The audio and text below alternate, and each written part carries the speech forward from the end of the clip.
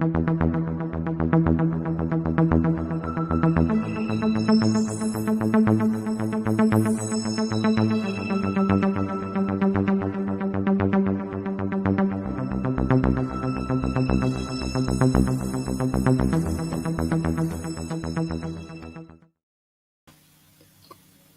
world. Good morning, namaste, and Nisam Bulavinaka from Sydney, Australia. I am Sashi Singh, the host of Sashi Singh's Talking Point. Welcome once again to the weekly edition of our program, SSTP. Well, after months of waiting, Fiji's election date was finally announced last week. If you do not already know it, let me state the obvious right now. Fiji goes to the polls on Wednesday, 14th December 2022. That is, in just another 38 days, Fiji will vote for the government of their choice. Remember, Fiji, your vote has power. Exercise your right to vote. Why is it important for people to vote, one may ask? Let me tell you that one of the responsibilities of citizens is to vote. The law in Fiji does not require citizens to vote, unlike here in Australia, where voting is compulsory. But voting is a very important part of any democracy. By voting, citizens are participating in the democratic process. Citizens vote for leaders to represent them and their ideas, and the leaders support the citizens' interests. Under a democratic system that is transparent and accountable, free and transparent, free and fair elections are the foundation of every healthy democracy, ensuring that government authority derives from the will of the people. It is the people who have the ultimate say in who governs them for the next 4 years. Now that we know that Fiji is heading to the polls on 14th December 22, let me share some news with you. Sashi Singh's Talking Point over the next 4 Sundays will be speaking to the leaders of the Sodelpa Party, the Fiji Labour Party, National Federation Party, and the People's Alliance Party. This is the following 4 Sundays. Today we begin our series of interviews with the leader of the Unity Fiji Party, Mr. Savenaca Narube. However, on the Sunday before the election date, that is Sunday, 11th December 2022, SSTP will be speaking to each of the 5 opposition leaders. The program will address their campaigns and allow each opposition leader a window of opportunity to give their opposition leaders address to the nation. This will be a program not to be missed, because you will be able to hear all 5 opposition party leaders for the very last time before polling day on the SSTP platform. You can listen to their leaders' address to the nation and make up your mind who to vote for if you have not decided by then. So, exciting times ahead, and let me also tell you that SSTP is also planning some other surprises leading up to Election Day and the count of the votes. But details of that will be shared when the time is right and when I have confirmation from my participants. I hope wherever you are well settled in to enjoy what promises to be a captivating, engaging, and enlightening interview in today's episode 43 with my chief guest, Mr. Savenaca Narube, former governor of the Reserve Bank of Fiji and the leader of the Unity Fiji Party. We will shortly discuss the Unity Fiji Party manifesto that was launched last Friday, as well as discuss what the party brings to the table of national politics and what are its expectations in General Elections 22. All that and a whole lot more with our chief guest in just a short while from now. As always, I request that today, as we go right around the world by the wonders of Facebook and YouTube, that you please share the SSTP page on your timelines so that we may share the interview with Mr. Savenaca Narube with as many interested people as possible. And as always, to ensure that you receive instant notifications for all future programs, please like the SSTP page and follow us too. And for those people already tuned in, a very, very good morning to you. Those of you sending stars, Atu Morirao, thank you very much. A big Vinaka Vakalevu to you. Send those stars, send those likes, send those love heart emojis. Keep them coming. It tells us that you are interested. Well, welcome to the Thinking People's program, Sashi Singh's Talking Point, live on Facebook and on YouTube.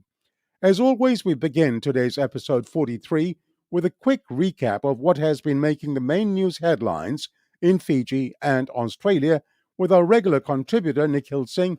Nikhil, welcome to SSTP and a very good morning to you. Good morning, Sashi. Good to be with you. Well, Nikhil, let's start immediately. There's been a hive of activity news-wise in Fiji. Let's get straight to your segment. Let us start with the Unity Fiji Party releasing their manifesto on Friday, which contains several new measures which the party believes will attract voters as we head to the polls next month. Take us through the highlights only. Please note that our chief guest today is the Unity Fiji Party leader, Mr. Savenaca Narube, with whom I will dissect the manifesto. Go ahead, Nikhil. Thanks, Sashi. In very high level, I've just picked up a few things from the manifesto. The Unity Fiji Party has said that they will appoint a constitutional review commission to review the imposed 2013 constitution, and there's a promise to an opportunity for the Unity Fiji to refer to the 1997 constitution and the draft constitution of the Yesgai Commission. The other point of interest that I've seen in the manifesto is the appointment of a new electoral commission to organize a national referendum on the constitutional amendment bill. The party also says that they will establish a commission for peace and reconciliation. The other one that will interest many people, Sashi, is the reinstatement of the Great Council of Chiefs. The party says they will bring back the GCC, and also they will establish a land commission to review all land issues. Unity Fiji will reverse all legislation, decrees, and administrative policies that they say have weakened the control of the land by the landowners and increased the allowable tenure to a minimum of 50 years for leases under ALTA.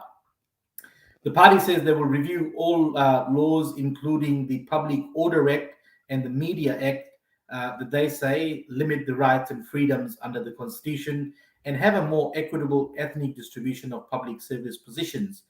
Unity Fiji Party in the manifesto says they will establish a National Security Commission to recommend measures to strengthen national security and avoid political crisis.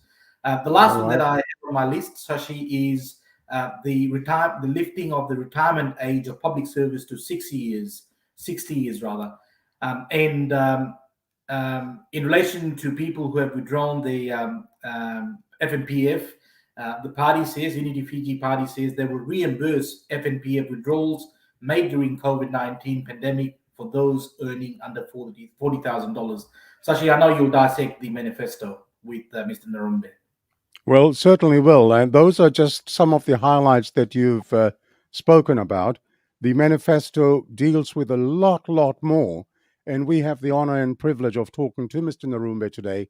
And he will no doubt explain in detail what the party's manifesto stands for. Now, Nikhil, we're just over a month away from Election Day. The William Ngavoka-led Sodelpa Party is making headlines for all the wrong reasons. What is going on? Well, Sashi, certainly not the position the party wants to be with elections around the corner. It all started with the deflection of 8 Sodelpa members to the People's Alliance, including the Tui Dakau, Ratu Nengama Lalambalavu, Ro Filipe Tuisawau, Inose Korindrani, Ratu Antonio Lalambalavu, Micheli Bulinoda, Pedeli Bosenimbola, Ratu Tevita Navuro Relevu, and Jesse Sakuru. These are high-profile Sodelpa members, Sashi. They were all MPs, Sodelpa MPs, but are now going under the People's Alliance banner. Ro Filipe says that they could not reconcile the differences given the difficulties within Sodelpa. He's made mention of the Nawai Kula case. He says, Ro Filipe, he says the report that resulted in Nico Nawai Kula being imprisoned claims came from within a faction of SEDELPA. Now, SEDELPA leader Viliamin Gavoka has assured supporters that he has full support of a strong team that is committed to the party. That's what he said last week, but I don't know if that holds true, Sashi, because there's a whole lot more that has happened, and I'll cover that in a second. In relation to the deflection of SEDELPA MPs, Gavoka says he knew that MPs like Ro Filipe Tuisavau and others did not have the heart to go with SEDELPA, but stayed on pretending to be SEDELPA parliamentarians and collecting allowances, knowing that they will move somewhere else. In another development, Unity Fiji on Friday claimed that SEDELPA had terminated an agreement made in July without providing them with a reason. This was the memorandum of understanding that I'm talking about, signed between the two political parties, which allowed them to share resources and campaign platforms in the lead up to the polls. Now, when Gavoka said last week that he has the full support of his party, yesterday there were more dramas at the SEDELPA special general meeting in Suva. Their provisional candidate, Faith Grace, walked out of the party's meeting. Grace was not ready to accept a single nomination for the party's deputy leader position. Aseri Randondro was acting in this position, and some members, including Grace, did not approve to have Randondro as the lone candidate for this position. There are now reports that Randondro ended up withdrawing his nomination, Sashi. Well known activist, founder, and chief executive officer of community organization, the Foundation for Rural Integrated Enterprises and Development, FRIEND, and former chief guest of episode 12 on SSTP, Ms. Sashi Kiran, is going into politics. She is now a provisional candidate for the upcoming elections. More on this, Nikhil. Well, the Fiji Times broke this story reporting that Sashi Kiran resigned from a position on Thursday last week. The paper quoted Kiran saying, "It's time to work at national level. People are crying to be heard." She said the people are crying out to be heard for help to meet their basic needs, whether it be water, food, or livelihood. She said the next chapter of her journey takes her to try and serve people at the national level. And on Friday, the National Federation Party put all the speculation to rest when they announced Sashi Kiran as one of their provisional candidates for the December elections. Kiran is a well known activist dedicating some 20 years serving the community as the founder and CEO of FRIEND. She is also a former journalist. FRIEND President Andi Makalesi Tavangia has wished Kiran well. She said Kiran's labor of love and all her efforts over the past 21 years have resulted in a platform change. All right, and last week, as we went to air, we found out about when Fiji will head to the polls. Now, that date has been set, as I said in my introduction. What are some of the key dates in the lead up to election day?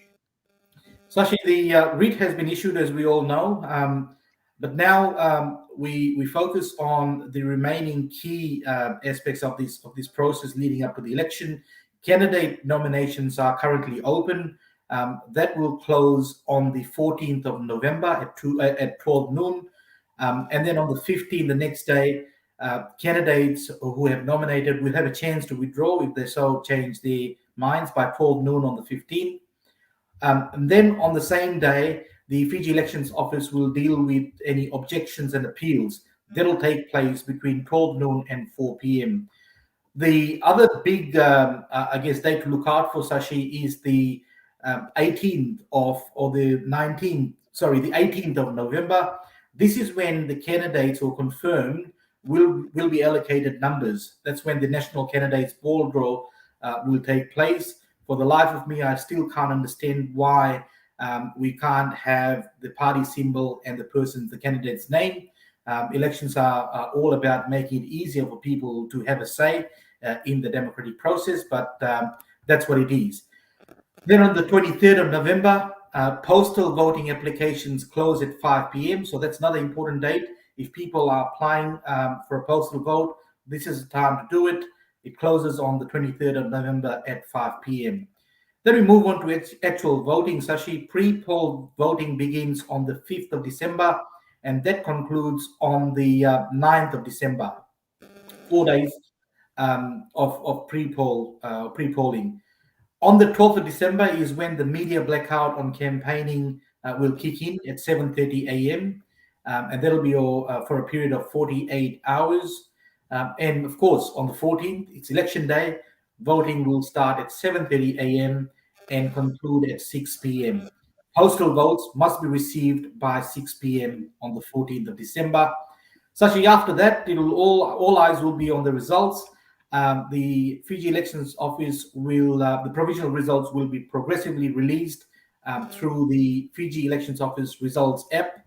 I have actually downloaded the app. It's quite user friendly, easy to navigate. Sashi. Yeah, well, we'll just hope that it doesn't go kaput on the night when the counting starts. The People's Alliance leader Sitiveni Rambuke has given Attorney General Ayaz Sayed Qayyum something to think about whenever he, the AG, wants to mention the 1987 coup for political point scoring. What do you have for us on that front? This is in relation to the Attorney General who made some statements against the People's Alliance and the NFP. The Attorney General called the People's Alliance and the NFP partnership a coalition of convenience. The AG also labeled their coalition as an unbalanced relationship and touched on Mr. Rambuka's role in the 1987 coup. Now, in response, Sitiveni Rambuka asked if the Fiji First Party General Secretary Ayaz Sayed Qayyum does not like coups, why is he working with another coup leader? This is, of course, in reference to Frank Bainimarama and his coup of 2006. The NFP leader, Professor Biman Prasad, also took aim at Qayyum, saying that he did not understand transparency, accountability, ethical and good governance, and working for the people at all times instead of the other way around. He said the NFP had condemned every coup and political upheaval in the country, and the 1987 coup was no exception, Sashi. All right, Nikhil, now closer to home. In our last episode, you shared the latest inflation figures. I think no one was surprised with another interest rate hike announced by the Reserve Bank of Australia on Melbourne Cup Day last Tuesday. Now, this rise will put many families and households in financial stress. I believe the RBA predicts more financial pain. Please tell us more. Yes, actually, the ABC reported that the Reserve Bank expects a couple of tough years for Australians, with real wages continuing to fall as inflation persists and unemployment starts to rise. Last week, as you mentioned, the bank added more pain to mortgage borrowers with a 0.25 of a percentage point rate rise. That move will push many variable mortgage interest rates well above 5%.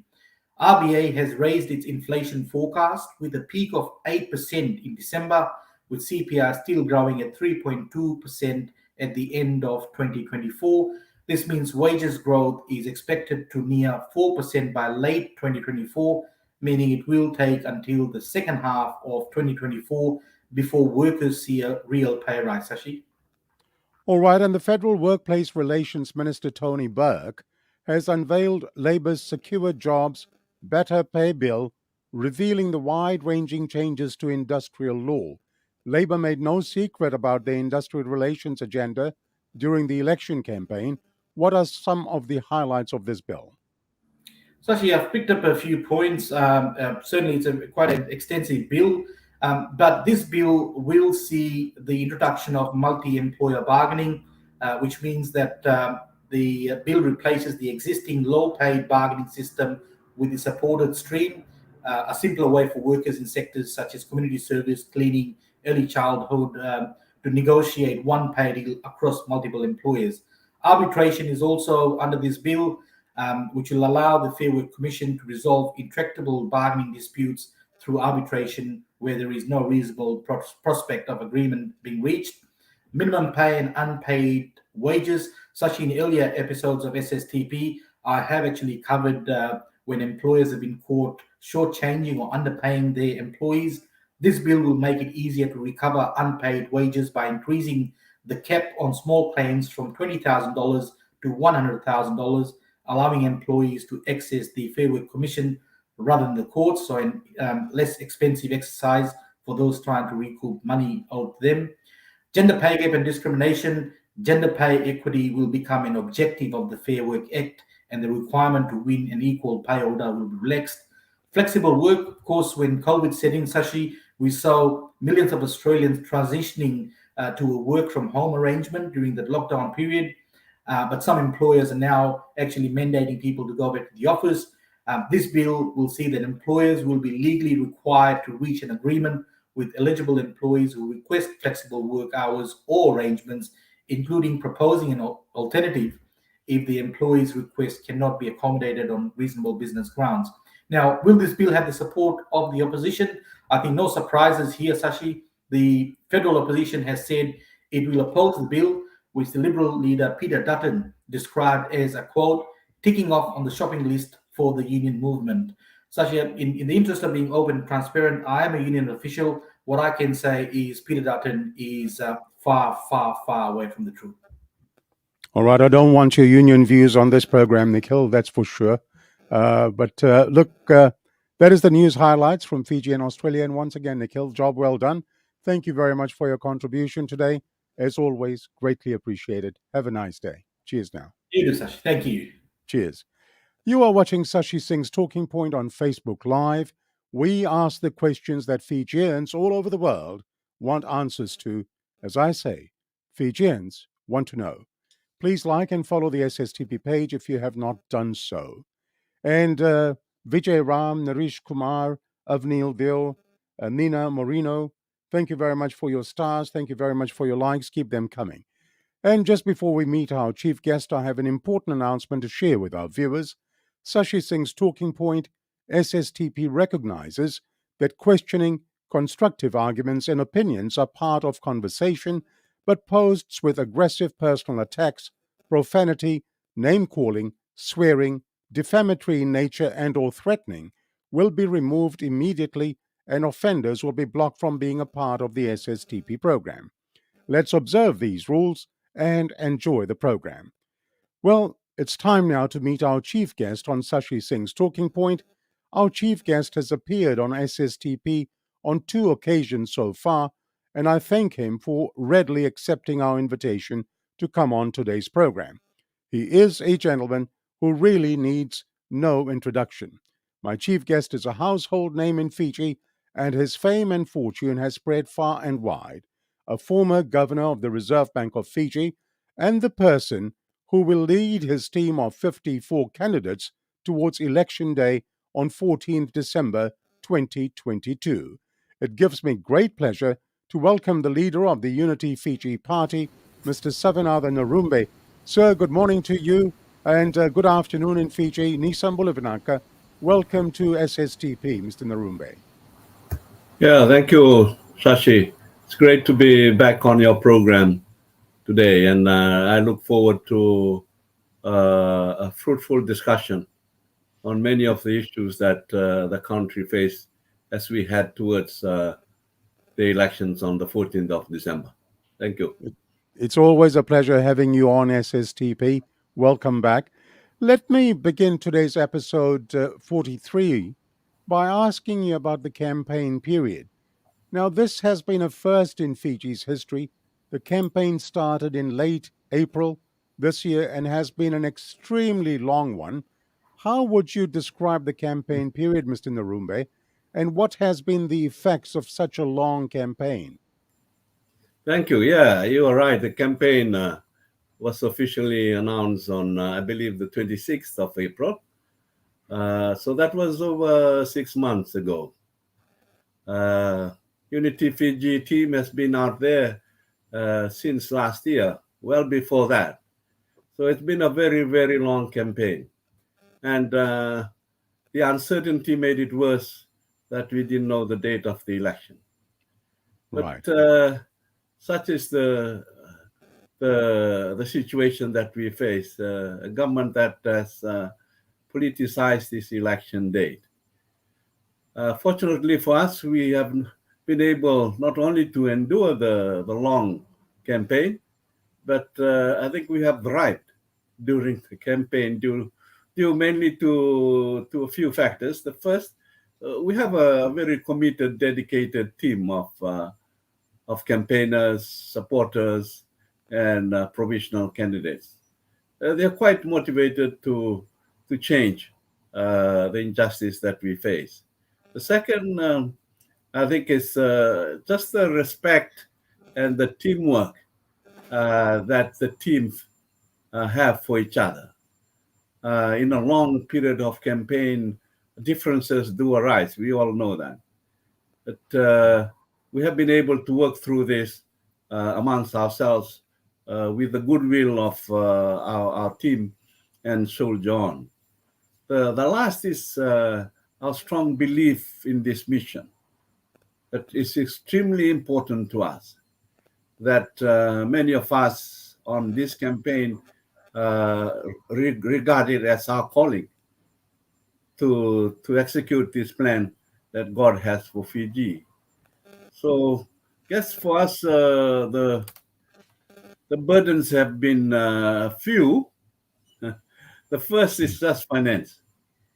Right. As the length of this campaign drags on, it becomes very expensive. And campaign Fiji style, as you know, Sashi, is absolutely expensive. There's social media, but we Yes. have to go out on face-to-face meetings in Fiji. That's still essential for our voters. And the most expensive campaign items on that particular campaign strategy is just fuel and grog in Fiji. The other burden that or big issue that we are facing is the independence of the media. I think I raised this in our previous interview. One of the major issues in election, the media. The role of the media is quite important, but we have to work extremely hard to get media coverage. We know some of the media, this is not a secret, are not independent. And even those that are independent seem to already have some favorites. So we are surprised as we roll out issues that what we think is of immense national interest are not even carried. So we thank God for the social media. Thank you. Now, a long campaign period, and then on top of that, you have that electoral act, which is just hanging over your head. Has Yes, this placed a greater burden on how the campaign has been conducted? The absolutely. fear that comes with it. Yeah. This is what we have been trying to explain to a lot of people, particularly the international community. It's not only the process of the election date, it is the environment behind it.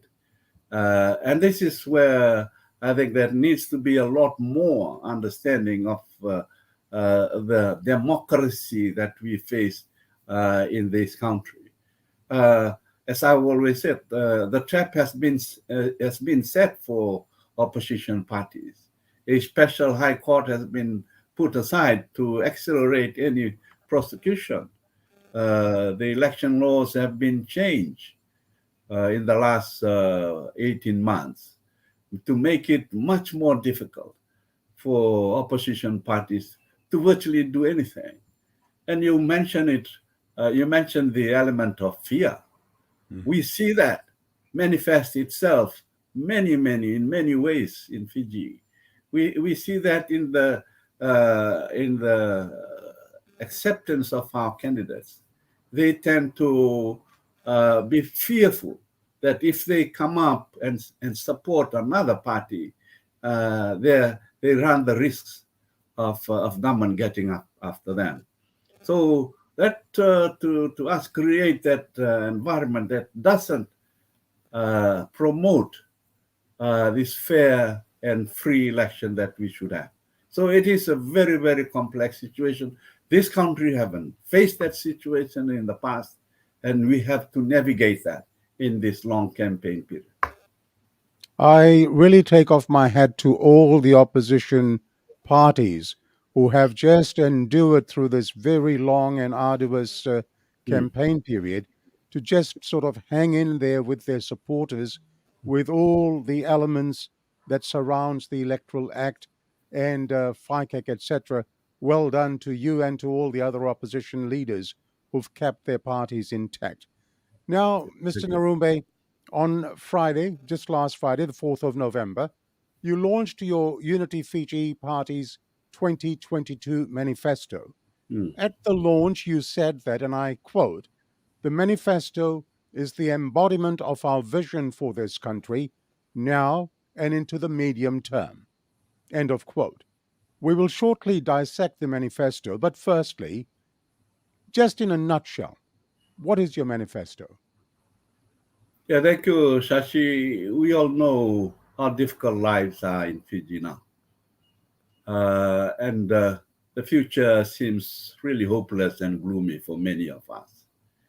To me, what hurts me most is the abuse of our rights and freedom. The climate of fear that we just talked about, the intimidation, the harassment. And I believe, and I certainly urge the voters, that we should not vote for a government that hurts us and frightens us, whatever is the other track record of government, which is not great as well.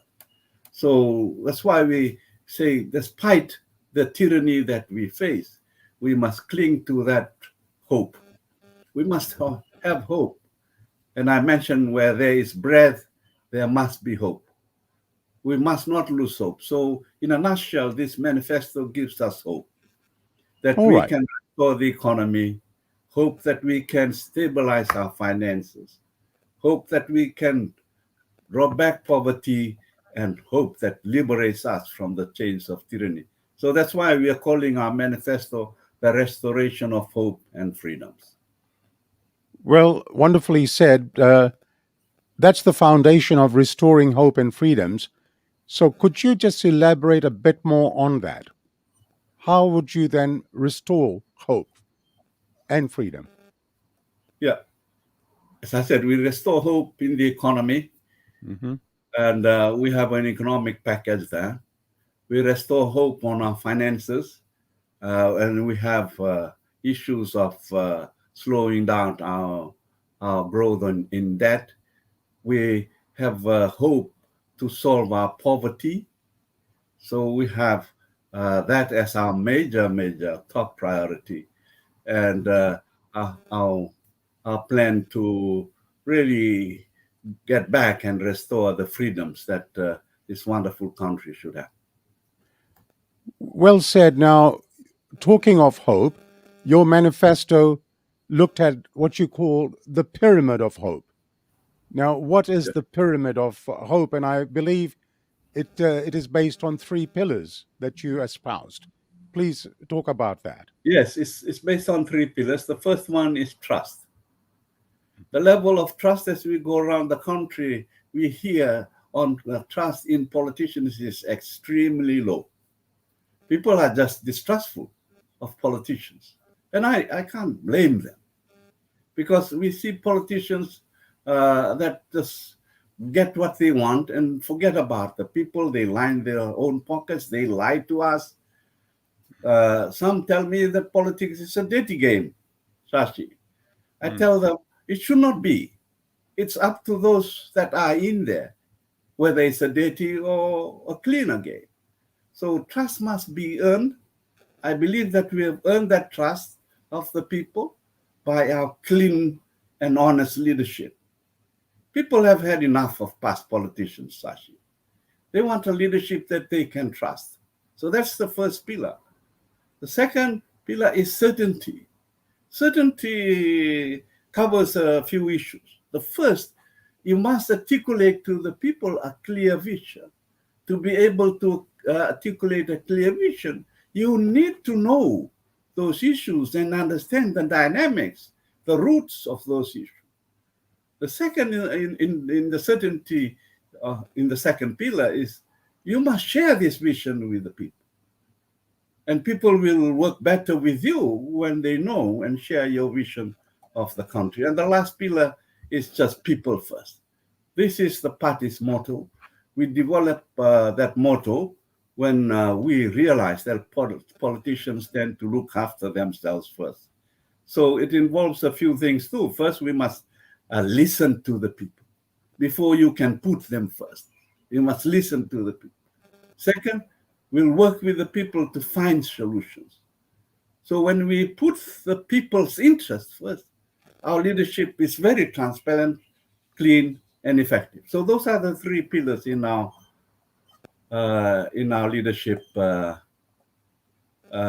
in the pyramid of hope. Pyramid of Hope. Yeah. All right. So you've mentioned trust, certainty, and people first in the Pyramid of Hope. Now, reading your manifesto, I read that it's organized around 4 pillars in terms of the organization of the manifesto. May I please request you to discuss those 4 pillars? Yeah, we decided to draw all the measures into these 4 pillars.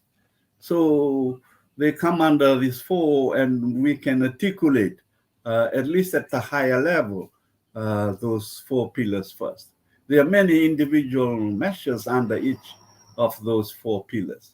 The 4 pillars is reducing poverty, rights to services and freedoms, elimination of corruption, and the last one is healing the wounds of the past. We feel that those 3 pillars adequately cover all the issues and the challenges that this country is facing right now. Wonderfully said. I will spend time with you this morning, this afternoon, Fiji time, in discussing in a lot more detail those 4 pillars. They're important for discussion. So let's begin. Poverty.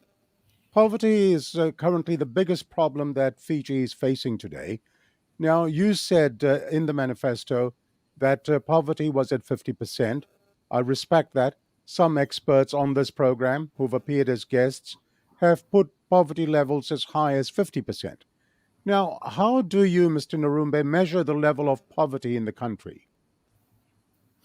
Yeah, it is a very complex technical measurement of poverty. It is scientifically measured, but it covers these broad steps. You first estimate the minimum daily needs of an average person in Fiji. And that's quite easier to do. And cost these needs. The second step, you cost them. And this costing becomes what we call the basic poverty line. And it is calculated at $42 per week. Then the hardest part is you do a survey of the incomes of households in Fiji and compare them with this basic poverty line. And this was done by the Bureau of Statistics. It's the only one that perhaps can do it. And it was done before the pandemic. And they estimated that at 30% of the population lives under poverty. So for us, we have taken that as the base and then look at the cost of living that has risen quite fast after in the last year. So with that cost of living, that increases the cost of those needs. So basically the poverty line is shifting upwards.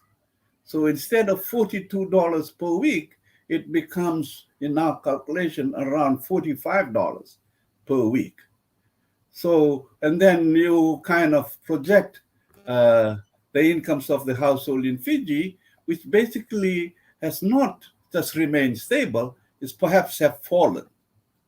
So a combination of those 2 factors, the rise in the cost of living and the stagnation or the decline in the incomes of the household. That's why we think that poverty is around 40%. For those that say 50%, I cannot argue with that. You know, it's quite a serious issue, and it was already worsening before the pandemic, Shashi. Yes, indeed. Since the pandemic, it was worsening because before the pandemic, the government, as I mentioned in the launch, was throwing peanuts at us while buttering up the rich. who in turn donate to the Fiji First Party. So the poor were getting poorer, while the rich were getting richer. And as a result, poverty is exploding. We don't have to be a scientist, I guess, to understand poverty in any country, including Fiji. The signs are everywhere. They are on our streets. They are in our homes. They are in our schools. They are in our villages and settlements. So one thing for sure, it is not declining as the government claims it is. It is increasing. Thank you. I will come back and discuss in a short while the cost of living issues, but sticking with poverty, um, you've told us how it's measured. Now, my question is, to what do you attribute the reasons for the rise in poverty levels in Fiji? You've just mentioned the rich getting richer, the poor getting poorer. But Yeah. what are some of the reasons, Mr. Narumbe, for the rise in poverty levels? There are three reasons. It is the wrong policy of government. As I said, its policies tend to favor the rich rather than the poor. The second is the escalating cost of living. And the third is the incomes that are stagnant. Our growth in GDP has been declining in aggregate in the last 3 years to the tune of over 25%. So a combination of those three factors: the policies of government, the rise in the cost of living, and the decline in incomes. Let me then ask you, what is the miracle cure for poverty? What are the solutions? Yeah. Thank you for that. I think, firstly, in our manifesto, our first step to reducing poverty is just to place the economy on the right foundation. And that addresses the income side, the employment, the jobs on that side of the ledger. So we are calling this foundation, new foundation, to get there is the Economic Transformation Program, for short ETP. It is built on the backbone of our natural resources. That's the secret to our economic success here in Fiji. Our success won't come from abroad. It's here in Fiji. It's right here with us. And the secret, as we all know, we see it every day, is our natural resources. And the whole of the government, including past governments, have miserably failed in our efforts to utilize our natural resources. Why? Because I believe our past efforts have been quite inadequate. It's been piecemeal. We just look at production. We don't look at the other chains in that process. And it's fragmented. Sometimes we put the blame on the resource owners. They're lazy. And I think that's not true. I think we must lay the blame of our failures to address poverty squarely at the feet of governments. So our previous efforts have not empowered the resource owners. They have not provided the capacity to the resource owners, the capital, and they have not changed our mindset. That is, to me, the economic transformation program tries to address. And I sent a slide which you could use at this time, but yeah, go ahead. I'm going to take you down your manifesto step by step. We'll come to your economic transformation package shortly. And I can assure you, we'll also discuss the issue of resources, etc., and how best it can be managed. But right now, let's talk about let's talk about sharing the burden of the cost of living. Now, if the level of poverty in Fiji was not bad enough, the enormity of the cost of living crisis has had a huge effect on the day to day lives of the ordinary people, the everyday mums and dads. Let me please ask you first up, Mr. Narube, where do you see the imbalance? Can this be attributed to an imbalance in the population, for instance? Yeah, as you know, we emerged out of the pandemic only to be blindsided by the cost of living. And my view is that the burden of the higher cost of living is just simply passed on to the people in full. And as a result, it hits the poor the most because they don't have the resources to defend themselves. So to me, it's unfair. It's not right just to let the poor people shoulder it themselves. So that's where the imbalance is. The rich, okay. So we must rebalance that. The corporate sector, the private sector needs to come in with their share. The government will have to come in with its share. So that's why we think it's a mismatch or imbalance in the burden of cost of living. The cost of Now, living is coming from offshore, but we must share that burden. So we think that rebalancing must happen. now your manifesto states that you will attack the higher cost of living on two fronts. Please explain what is your plan of attack. Yeah, our first front, just put more money into people's pockets so they can at least afford some of these essential items in their lives. And second, why don't we reduce the cost of imported goods? Those are the two fronts that I mentioned. And in putting more money into people's hands, we have announced a few measures there. We'll raise the income tax threshold from 30,000 currently to 40,000. Furthermore, we'll reduce the income taxes for those earning between $40,000 and $50,000. Now, we think we should rebalance that those revenue that will be lost from government. So we'll recover that, the giveaways, by raising what we call the social responsibility taxes and introducing a progressive corporate tax structure. So that will, the balancing of that. More money to the poor paid for by those that can afford it.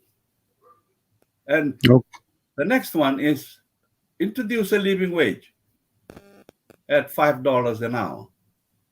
And people will say, okay, what about small businesses? I say, okay, we'll help small businesses by offering them tax rebates and staggering the implementation of that living wage. And another one is that we'll raise the cane price to $110, I'm sorry, a ton. And also the retirement age. We want to move it to 60. And we want to index the senior citizen allowances to inflation. Okay. So those are the measures that we have.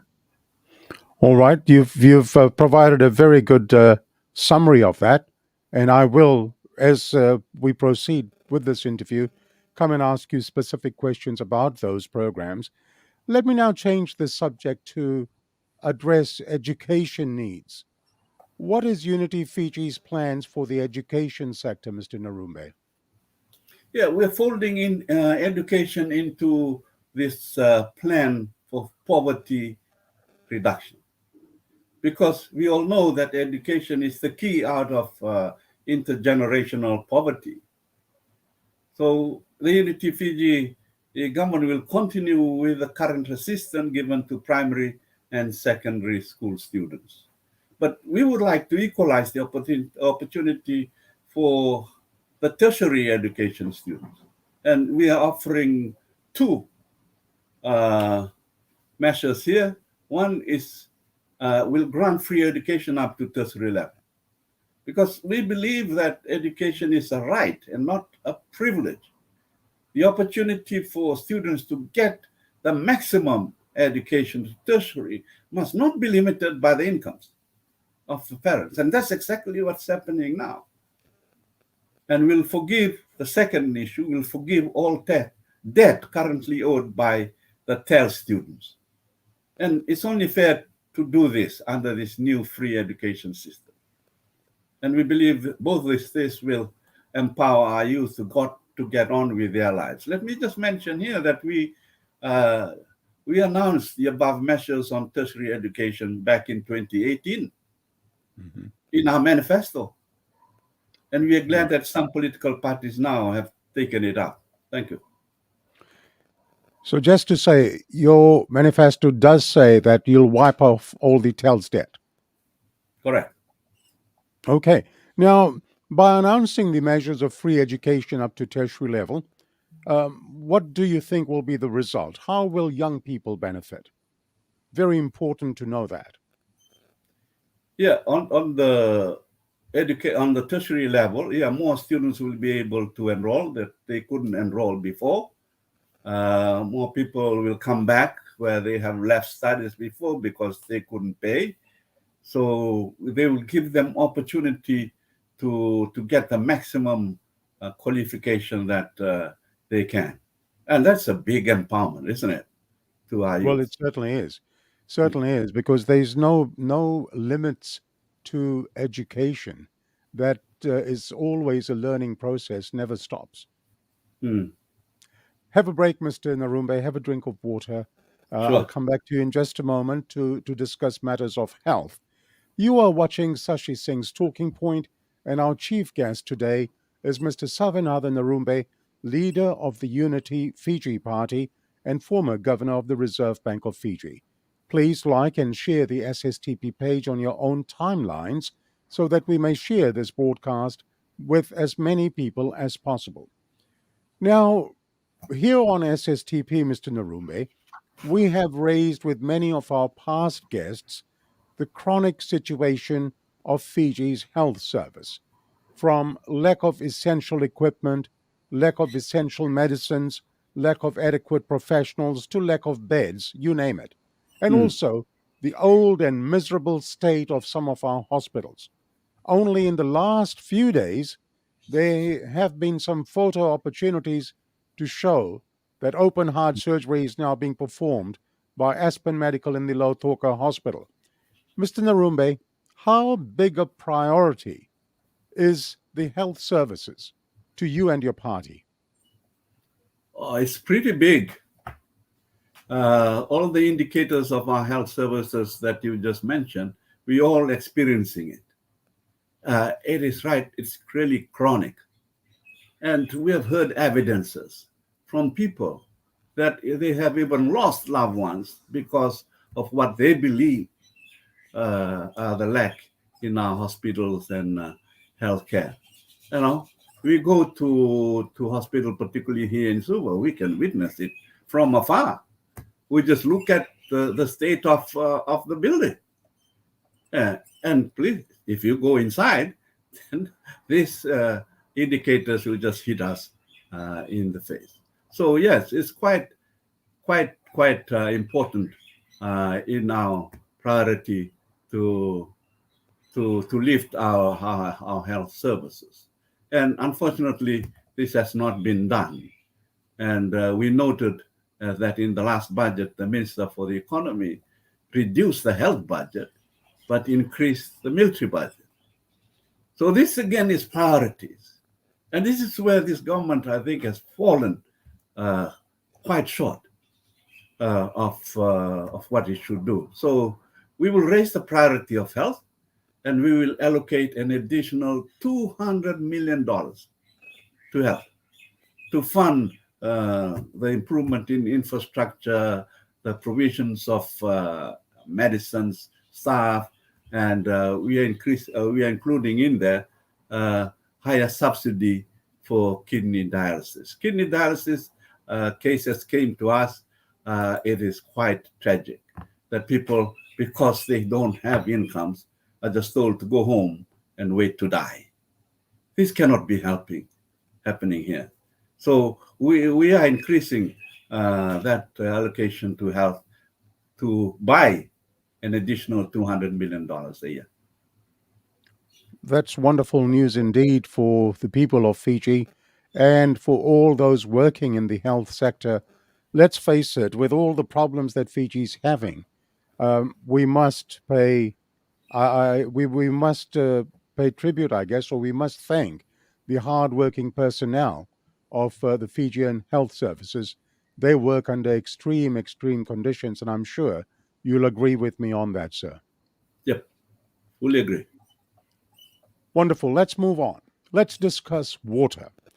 As they say, water everywhere except in our taps. It's an everyday problem in Fiji, the supply of clean and reliable water supply to the people. We have had disruptions to the daily water supply. Now, let me tell you, so much so that some young people who have grown up with disruptions in the water supply, they have not known any better. They think that daily disruptions to the water supply is a normal way of life for them. Let me say to you, in your manifesto, what are your plans to improve water supply in the country? Yeah, we have the Fiji Water Authority, if I think that's their right name, that does that for the government. And we really, they are allocated quite a lot of money.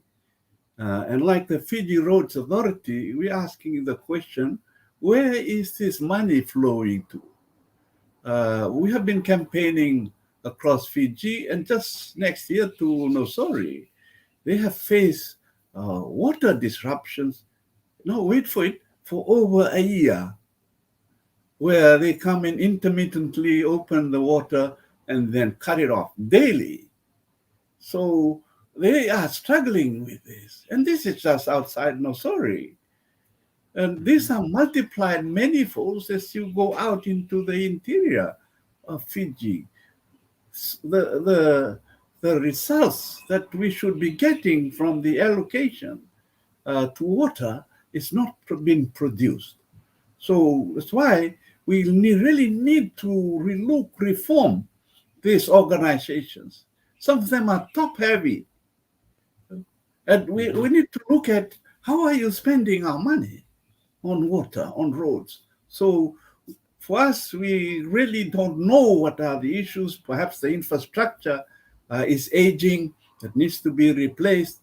And we are allocating an additional 50 million to improve water supply. Our promise to the people is within 4 years, all citizens will have access to clean and reliable water. That is our undertaking. Thank you. So, an additional 50 million to improve the water supply to the people. Yes. All right. You mentioned a short while ago, you touched on natural resources. As we know, Fiji is a beautiful country, and it also has its own fair share of natural resources. By any standard of measure, it seems that we have failed badly in exploiting our natural resources. Why have we failed this badly, Mr. Narumbe?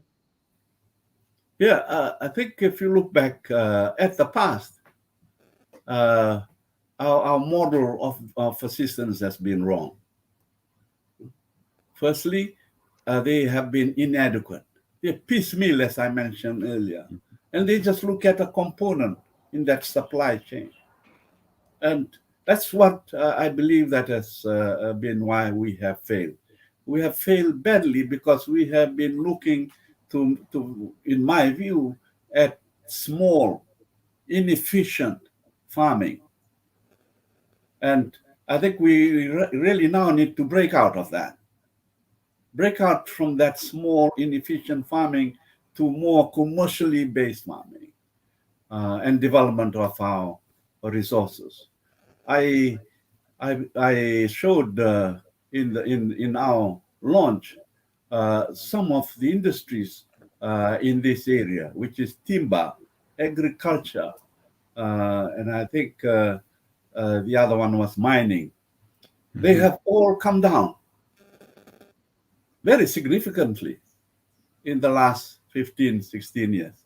So that's where we are. And I don't see any effort by this government to try to revive or grow this resource-based industry. We are going to do that. In fact, that's the backbone of our economic transformation. Thank you. We'll come to the economic transformation program in just a moment. You've mentioned, interestingly, I remember as I was growing up, for example, the Emperor gold mines. Gold was a good income earner for Fiji, even in those days. Talking about such natural resources, Mr. Narumbe, Yeah. what is the impact? What is the impact of this failure? It is impacted not only the corporate sector that is in there, but the lives of people that are in the resource-based sector, and that is the landowners, the tenants, and other people around it. So that is contributing to the rural poverty that we have encountered. And if we want to eradicate that, we must solve this particular sector. So the impact is in jobs, in incomes, and the result is poverty. And that is the solution then, to best utilize the natural resources that we have. Yep. All right, now we'll come to what you term the Economic Transformation Program. Let us look at the implementation of some of the components of the ETP. This will be a difficult task, no doubt. Now, I have a series of questions, but firstly, would you like me to put up that chart of yours on the screen at this point in time? Yes, please. All right, if we can have that on the screen, we'll share that on the screen, and I'll get you to explain that, Mr. Narumbe, in your own time now. Please go ahead. Yeah, thank you.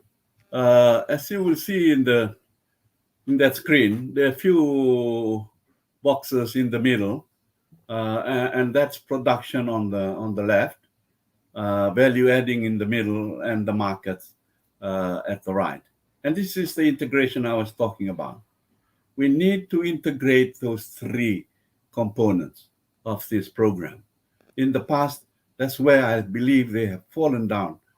The efforts in the past to strengthen this sector has fallen badly because there's been lack of integration.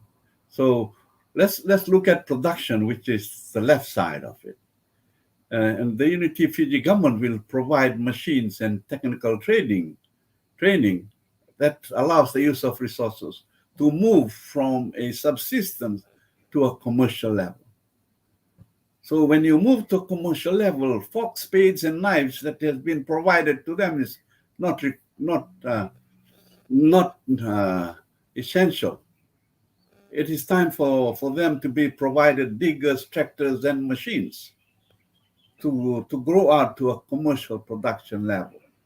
And on top of that, we have the technology that we need to introduce at that level. A lot of education, a lot of training for that to happen.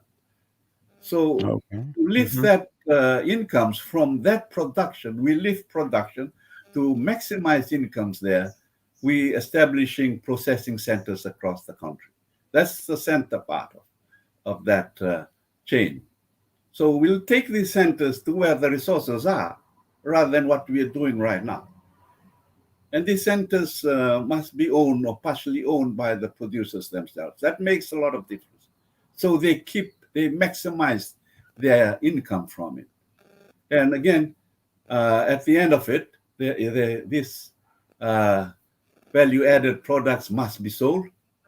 So Unity Fiji government will help locate overseas markets, which will help raise exports and increase foreign exchange. That is the value chain that we need to put in place.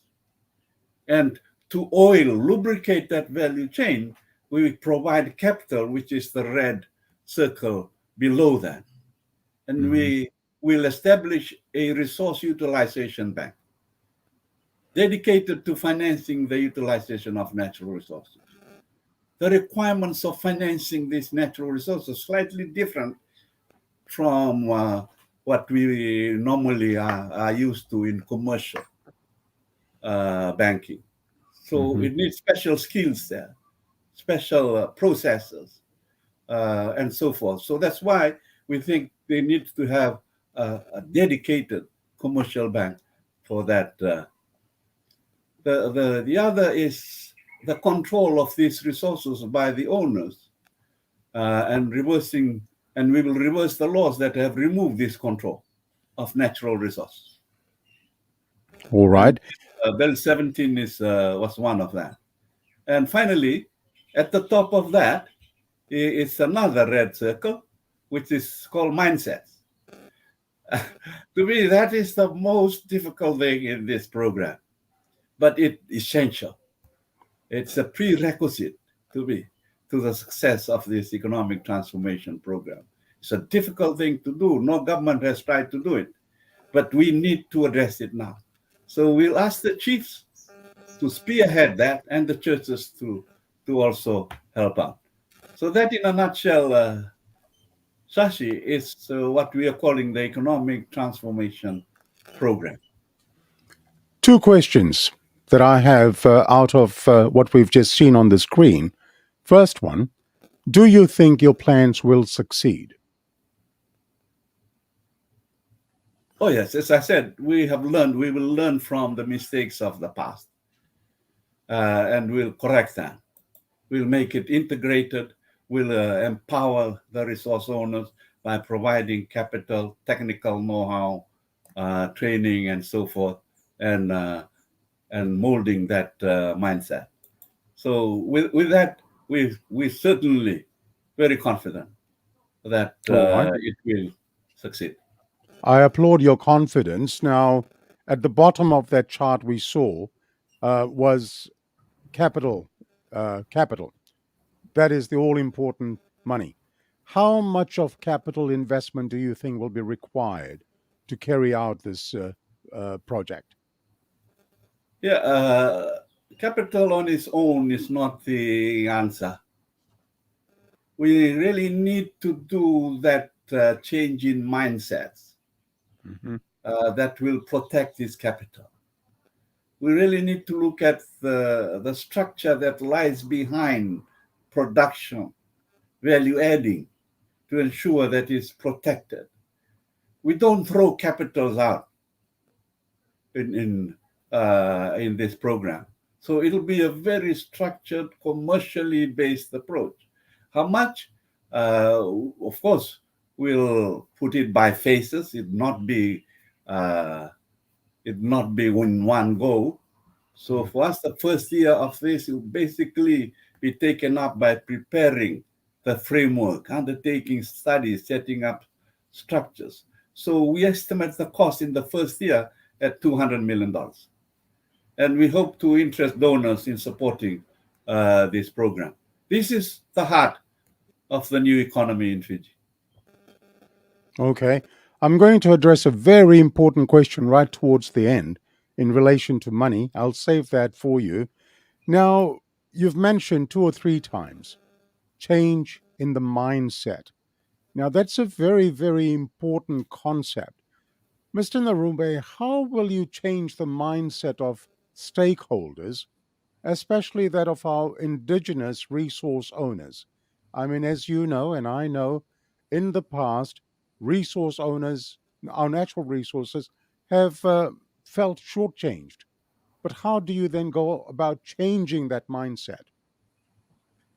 Yeah, as I said, in any change program, you need an incentive. They must see that incentive. And that incentive is, of course, the livelihoods that they will get from such a change. And here you will have role models of it. So we will roll out these things on what do you call it? on establishing one, moving on to the next. So it becomes a rolling role models for that. When they see others succeeding, when they see others with better lives, that is a very powerful incentive in this. And that hasn't been done before. So we know this will revolutionize Fiji's economy. First, it will rebase the economy on a foundation that we can control and one that doesn't increase our debt. Mm-hmm. And second, it's inclusive. We're talking for land resource owners, but it can be used by anyone, the tenants in the resource that owns resources, and sugarcane farmers included. So it's quite a big, very inclusive program, and it will provide many jobs to school leavers that are out there in the villages and settlements. And more very importantly, you start to raise that income in the rural areas. When they see that happening, it will motivate them. So this where this program is much different from any other. We provide the incentives, empower them to resource owners, and I'm sure with the help of the chiefs, the churches, change the mindset.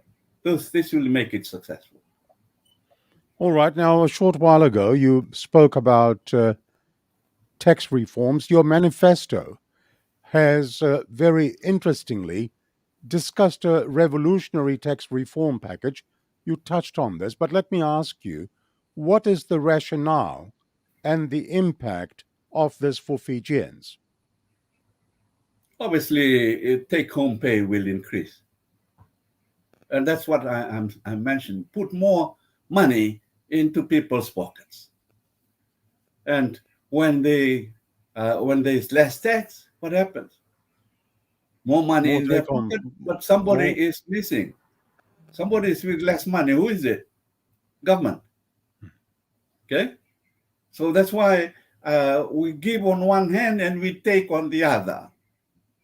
So that's the rationale behind that. So as you will see, we're giving away the income tax to the poor and those that are lower income, 50,000 and below. But we are recovering that by temporarily raising the social responsibility taxes and the corporate tax. So that is the rebalancing. And if you increase the living wage to $5 an hour, that again, it gives money to the people. Cane prices at $110 a ton. Again, that gives money to the people. So that's what we aim to do, to rebalance this income in the country. Two questions. If Unity Fiji Party forms government, how soon will you implement the $5 an hour minimum wage?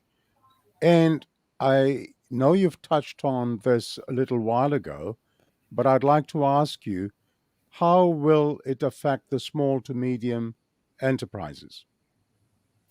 Yeah, wages cut both ways. The wages, higher wages will be good for workers, employers, but business must get that money from somewhere. So I mentioned before the minimum or the poverty line, the basic poverty line at $42 a week. Mm-hmm. So that $5 goes towards partially reducing that gap, not fully. So there still be a gap of this $5 an hour to the poverty line. So, but we are heading in that direction. We are recognizing that. And to help small businesses, because they will have to pay this higher minimum wages, we are thinking of offering tax rebates to them. All right. And these tax rebates work that way. They pay less taxes. Okay? And we also will be looking at staggering the implementation of $5 an hour, perhaps to favor small businesses. So that's how we are balancing the books. Okay. You mentioned something very interesting, and I'd like to raise that now, the matter of retirees. Now, some of the retirees have been hard done by the monies that they had saved for a rainy day in the FNPF. Mm. Now, I've got some friends, schoolmates in Fiji. The retirement age, of course, is 55. And some of my friends have been hard done by with their savings in FNPF. Your Yeah. manifesto has planned to index senior citizen allowances to inflation. How Mm. is this going to be executed? Oh, simple. Take a measure of inflation that you think is relevant, and every year, as inflation rises, the senior citizens' allowances rise with it. Mhm. Okay. So, and the second is the retirement age. You referred to that, and we're moving it to 60. All over the world, retirement ages are getting higher. And in Fiji, where our pool of experienced people are very small, we need to move likewise. And that's where we are moving. So, yeah, lifting the no job and no job policy, remove that. We'll get more people into the work streams, and then on the senior citizen allowances and those above 60, that will also help. So you will remove the no jab, no job policy. Oh, absolutely. Yes. Okay. Now, during the onslaught of COVID-19 pandemic, many people had lost their jobs, and many had to survive by withdrawing on their FNPF savings. Now, there has been many a tear shed because of this. Now, the Unity Fiji Party, I've read in your manifesto, you've made a commitment to reimburse COVID-19 related FNPF withdrawals. Firstly, why are you doing this, sir? Exactly as you have just said, Sashi. You know, this is an unprecedented crisis that we came through. It is hit us like a tornado, and the least that the people could do is to rely on government. But what did the government do? They said, "Don't rely on us. Go to your savings at the FNPF." Those savings are dedicated for retirement. That's the purpose of FNPF. So, to me, in my view, the government failed badly in not helping the people during that time from our taxes. So that's why we're trying to kind of adjust to that, and we will reimburse the COVID withdrawals from FNPF for those earning below $40,000, and Mhm. that's the reason. All right. And what is the cost going to be when you do this? As I said, estimating the cost, we have to rely on our own projections.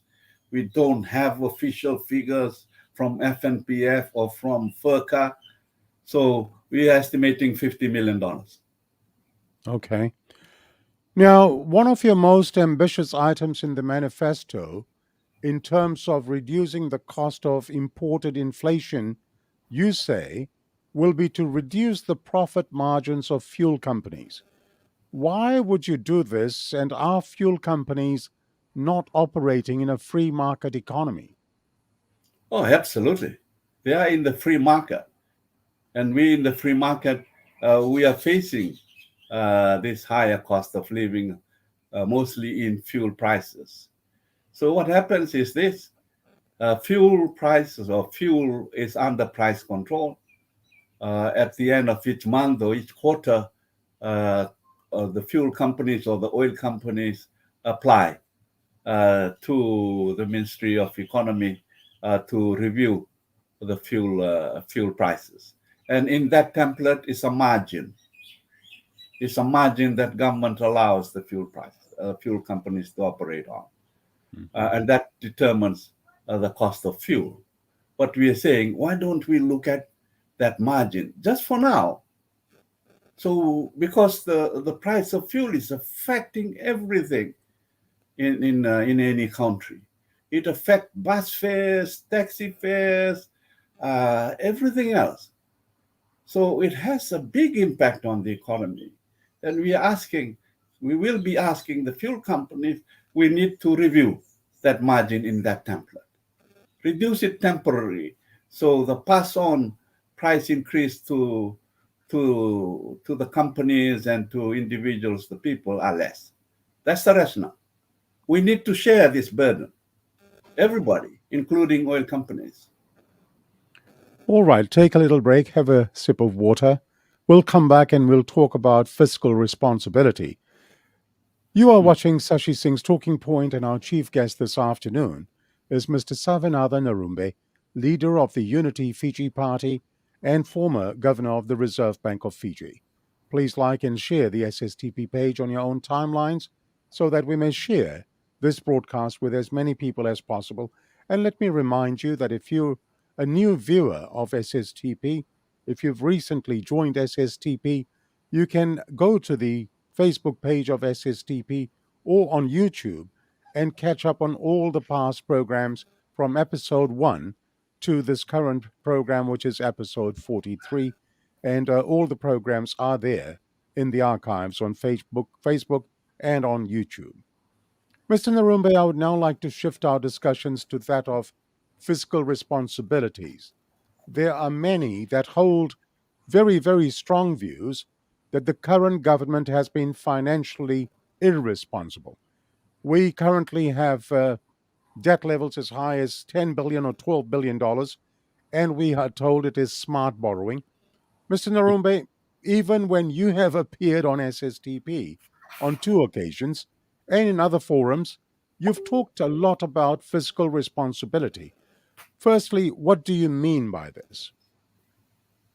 Yeah, I guess fiscal responsibility is a wide issue, but fundamentally it says that you must stabilize government finance at all times, and that means that stabilization means that you must have a debt that is sustainable.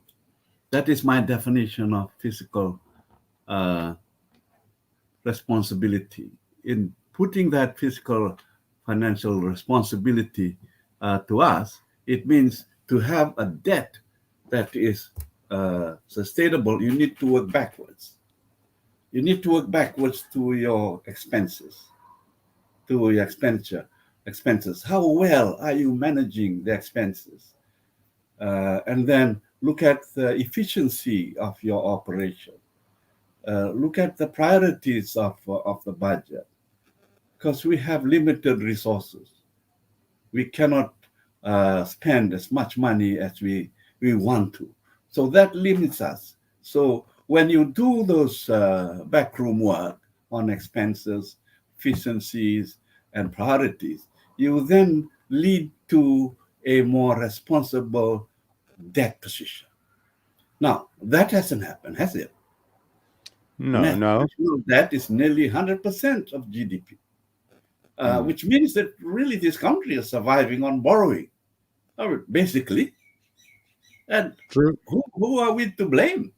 Again, we have no one else to blame, not the external sector, not the borrowers, not the lenders, but we, the government. They have been financially irresponsible. And I mentioned in our launch that a few things. First, the first-year economic student will tell us that we cannot build growth on government spending. In a country such as Fiji, I've mentioned this, but growth in the last 16 years, the banana boom, Bainimarama boom, and so forth, has been based on government spending. You can't do that. And I know a 7th form student will tell us that you cannot waste taxpayers' money on political spending. And again, priorities are the core of any budgeting. So that's fiscal responsibility. Thank you. All right. Now, I'm going to let you explain how Unity Fiji will improve fiscal responsibility. With your permission, I've taken a slide from your manifesto. I'd like to put that on the screen Sure. because I think that will make a lot more sense Hmm. as far as your explanation goes. So, if we can please have that slide. So, this is what you call the fiscal responsibility gears. So, please explain how Unity Fiji will improve fiscal responsibility, Mr. Narumbe. Yeah, thank you. Thank you for that slide. It really helps explain what we mean by our approach to fiscal responsibility. We must start with the bigger wheel, the red one, and we start at reforming expenditures. And this government has refused to do that. And here we will drive efficiency in government operations and remove wastages. We have tools for that. We have tools like zero-based budgeting, public expenditure reviews. But simple reviews of ministries will bring out these efficiency gains. We have gone into details into each ministry and identified over $1 billion in savings and efficiency gains. This is in 1 year, Sash. Yes. Imagine if we had saved that $1 billion in the last 16 years.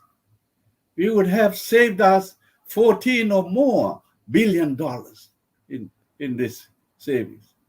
So we have identified where those savings come from. We have worked very hard. We've looked at vehicles transferred to government companies, infrastructure, missions abroad, and a few more. So that's the first part of it. The second part, which is the smaller wheel, is that we do not save the money that we have saved from government, the $1 billion that I mentioned, but to reallocate that. So the second wheel is a reallocated wheel to those of higher priorities. And this is like what I was mentioning: health, education, housing, law and order. So this reallocation is necessary to correct the failures of this government. Otherwise, Right. we would have saved that $1 billion. Okay? And the Okay. last one, at the end or at the top, is that we achieve what I call fiscal responsibilities outcomes, which means that the impact of government spending on the economy increases value for money. Mm-hmm. So the economy starts to churn, jobs start to grow, the ETP starts to work, and over time, government reduces its borrowing requirements. That's how it works. I find, can I get the screen off now, or do you Yeah, need go that? ahead. Yeah.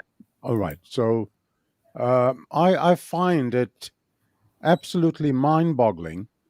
Here you have your party's document, your party's manifesto, and you've identified wastage in terms of over $1 billion. Now, in anyone's book, this would be political suicide. That's right. This Yeah. would be political mismanagement. Now, tell me, how would you then prioritize? Like you said, a seventh form student would tell you how to do things. An experienced economist will tell us that budgeting is all about right priorities. What Right. then are your right priorities? Yeah, thanks. Right now, it is health. So we're plowing 200 million of that savings back to health. Mm-hmm. Okay. And second, it is what we ourselves are calling the housing crisis. And you haven't asked me about housing. I'm coming to that right next. That's my next That is topic. another huge area for us, housing. And then we also have education, our free education up to tertiary level, and also law and order. Those are the priorities we feel. There are a lot of priorities, but I think those are the 5 that we'll concentrate on. All right. Now, how long do you think it will take to bring the debt level down to acceptable levels? Yeah, 6 years. Okay. 6 years. So And that six. is based on the economic projection of our ETP taking hold of the economy and driving our outputs and our redistribution of that towards the poor. And that will take, in our calculation, 6 years to get back debt to GDP ratio to about 50% of GDP. That will, of course, require a lot of hard work to get the country to some sort of an even keel in terms of that debt ratio. Yeah, That's in a coming huge target. down to that debt ratio, make sure that the economy doesn't suffer. Mhm. So you grow the economy rather than suppress it by suppressing government spending. All So right. you allow the economy to increase, improve, and then you readjust that within that time period. Let us now shift our focus to the housing crisis. In a paper titled Intervention in the Fijian Low Income Housing Sector Challenges, Partners, and Prospects, written by Gabriel Luke Kiddles. And it said, and I quote, in Fiji, where urban dwellers now outnumber those in rural areas, squatter informal settlements now house upwards of 140,000 people. As urbanization continues, low wages, growing poverty, expiry of rural land leases, and an inadequate supply of affordable housing in urban areas combine to create a growing low income housing crisis. Now, as of 2018, an estimated 20% of the total population was squatting. The squatter settlement situation is obviously much worse now. I've read that in 2017, as early as 2017, you had raised the issue of the housing crisis. Now, in your manifesto, you've raised the priority of housing. Please explain that priority to us, Mr. Narumbe. Absolutely. I think that report sums it up very well. Housing is a basic need that we haven't provided for quite a long time. You know? And we put out those figures in our manifesto. It says in the last 15 years, this government has spent $191 million on housing. Okay? And we are comparing that to the $4 billion spent on the discipline forces. That's just for comparison, not saying anything else. So the average of government spending per year is only $12 million on housing. That's why we see the housing problems mushrooming around the urban centers. I have been to the informal housing settlements around here in Suva. Oh, that has opened my eyes. You know? Oh, it is really terrible. You know? And for me, I can't fathom why a government allows these people to live in those conditions. That's just, to me, unbelievable. So housing is a big issue here. We know what has happened in Veresi. It's a part of Suva. Yes. That the owner of the land had just come up and plowed, destroyed all the houses that were there. That's the kind of issues that will happen a lot in Fiji if we do not take care of this. And who lives in this kind of housing? These are the people that are struggling every day. And we are turning a blind eye to this. Well, Unity Fiji government will not turn a blind eye to this anymore. We'll raise the priority housing and we'll allocate $100 million a year to housing, which is 500% more than the current year's $20 million. The budget has only $20 million. We will increase that to $100 million a year. And we'll construct 1,000 homes, at least 1,000 homes per year. And we'll include that in the relocation of informal settlements and also rural housing. So that's it. We must address this very, very important issue of housing. Thank you. All right. That is quite an ambitious project. And people are living, as you said right at the beginning, in dire poverty state. And then, of course, the housing crisis just adds to the burden. So it is something that governments should take account of and try to better the lives of people. Let me shift the subject now. As you and I both know, Fiji has had its fair share of political upheavals, political turmoil, and this has come at a great cost to the country. Some in the past have blamed the coups on the disparities between the two major races in the country. Your manifesto has touched on the issue of income parity, and you have said that this will reduce political crisis in Fiji. I find that interesting. Please explain, what do you mean by this? Yeah, thank you. I think if you look back at our past crisis, there's been reasons given to it. But underlying those reasons may be true or not, we don't know, of our coups. But underlying that, people have been used as tools for political ends.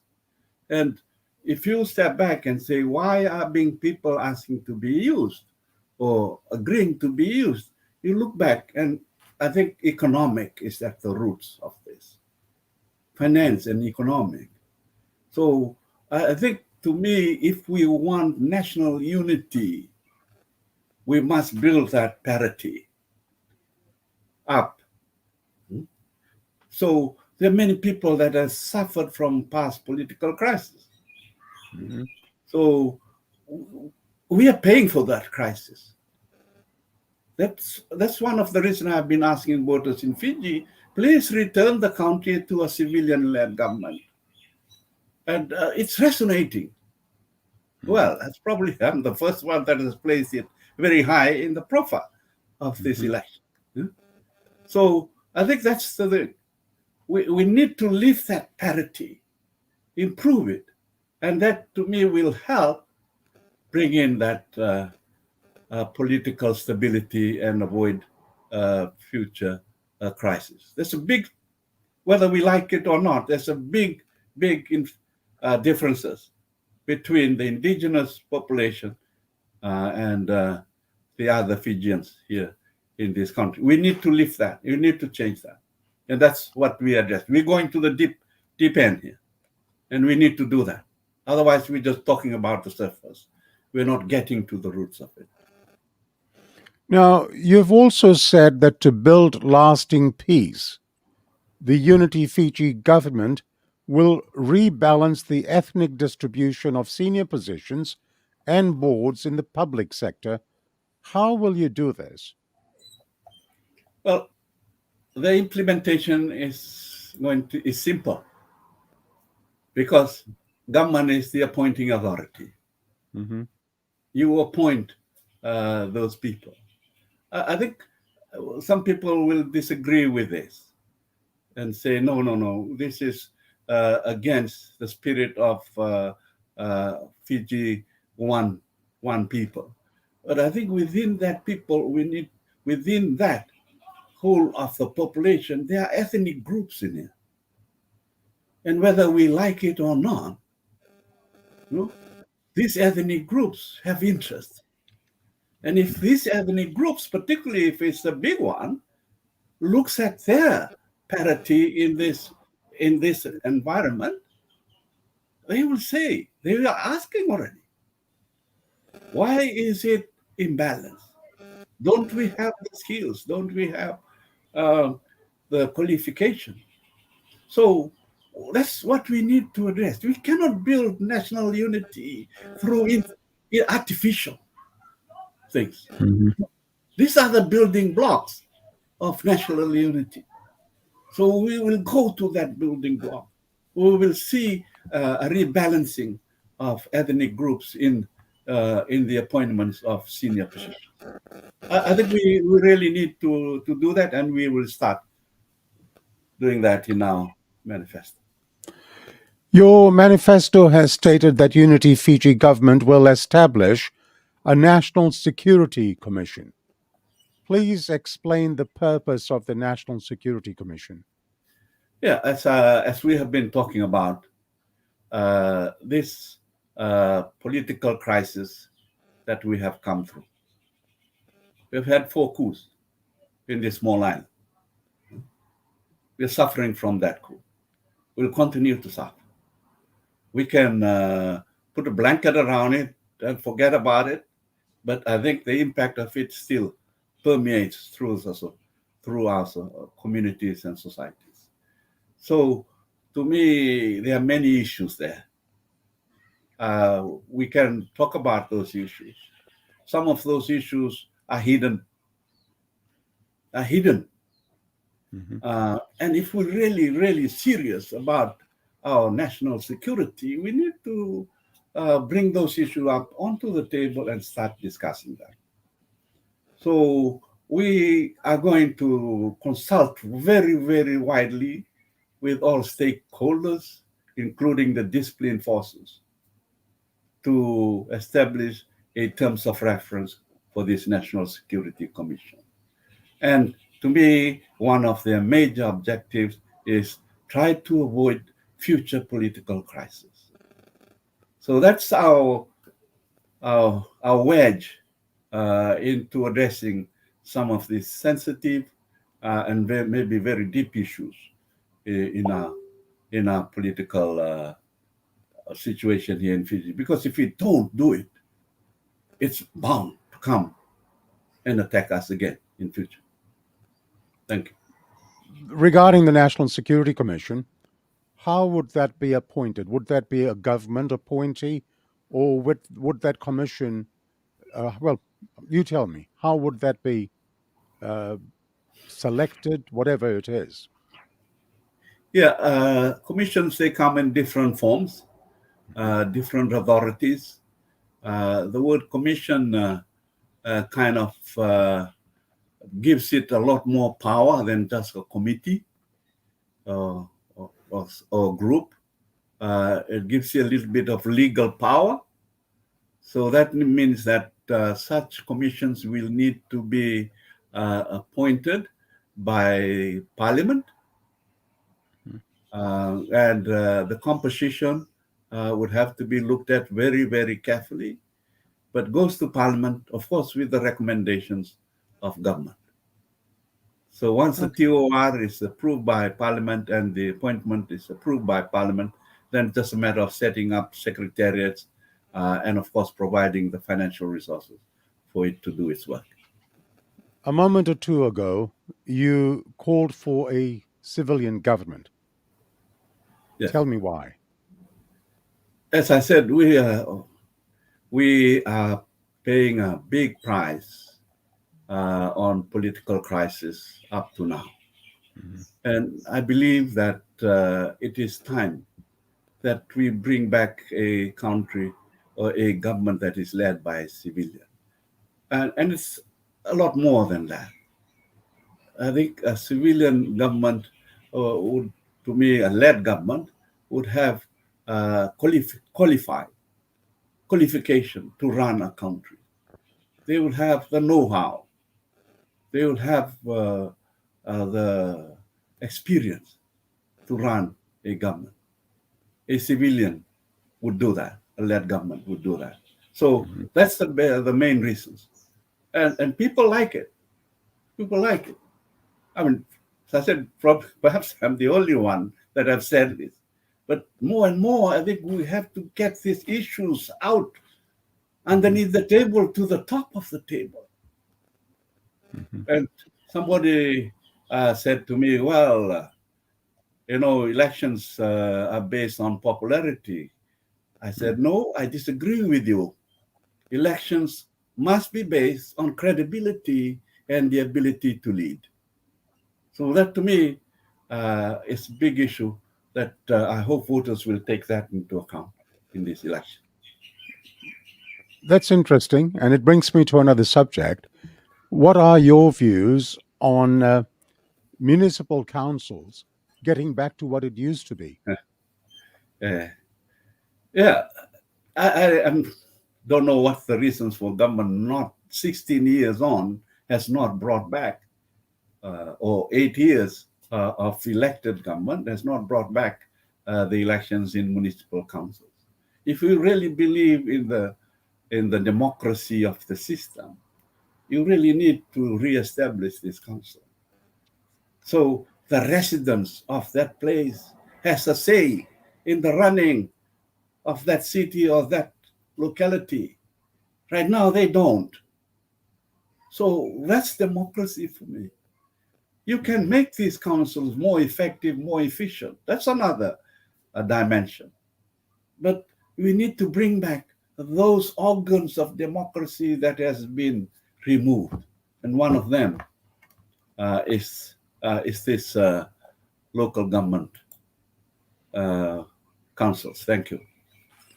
Now, you have called on the ethnic balance in the public sector. Now, this deviates from the concept that we all are Fijians. We are all Fijians. I mean, please explain this concept. Yeah. I thought I've mentioned that already. Within all this Fijian label, there are ethnic groups below that. You cannot ignore the interest of ethnic groups below that. You'll ignore it to your own risk. And that's why I'm asking for the interests of ethnic groups must be integrated into that whole Fijian concept. It can be, and that's where the peace, the security, the national unity will come from, will emanate from the ones that are below that national label. So that's why I believe we must pay attention to the distribution of CEOs and boards in the public sector, because they are paid by taxpayers. So, does this mean that you're going to implement some sort of a quota system? Not really. Mm-hmm. Not a quota system. I think you just have to be mindful that those distribution allocation is sensitive. All right. Let me now change our discussion, change our topic to that of the Constitution, Mr. Narube. As we know, this was a constitution that was imposed on us. You've labeled it so, an imposed constitution. Please tell me more about that. Your view. Our manifesto calls this institution, labels it as imposed. And I think we all agree with it. Nobody disagrees with that adjective or adverb. Why imposed? People did not participate in the preparation of this constitution. If you're going to call this constitution a country's constitution, a people's constitution, people must participate in the preparation. We didn't. And I believe this constitution has not been passed by parliament. So that's why I'm calling it imposed constitution. Now, how are you going to change? Yes. Sorry. Yeah. I was just coming to it. You stole the words out of my mouth. Okay. Are you going to seek for a change of the Constitution, and how are you going to change the Constitution? Yeah. That's a very interesting one. We will change the Constitution legally. That's the principle. We think our plan is to establish a commission, Constitution Commission, to look at reviewing the Constitution. We can do that under the current laws and the current Constitution. There's nothing stopping us from that. So a commission will then make its recommendation to Parliament, and we will select a Parliament Select Committee to review the Commission's recommendations before they are brought to Parliament. That's the process that we will be using. All right. Let me now discuss with you the Great Council of Chiefs. In some of the other measures that the Unity Fiji Party wants to implement, you have called for the restoration of the Great Council of Chiefs. If I may please ask you, why do you want to see the GCC return? Yeah, thanks. People ask that. I ask back, why not? Why should we not restore the Great Council of Chiefs? What is the reason? I haven't received any good answer why we should not restore the Great Council of Chiefs. None at all. So we know chiefs play a very, very important role in the lives of over 60% of the population here in Fiji. Over 60%. And the chiefs don't deserve the insult that they have been subjected to. They don't.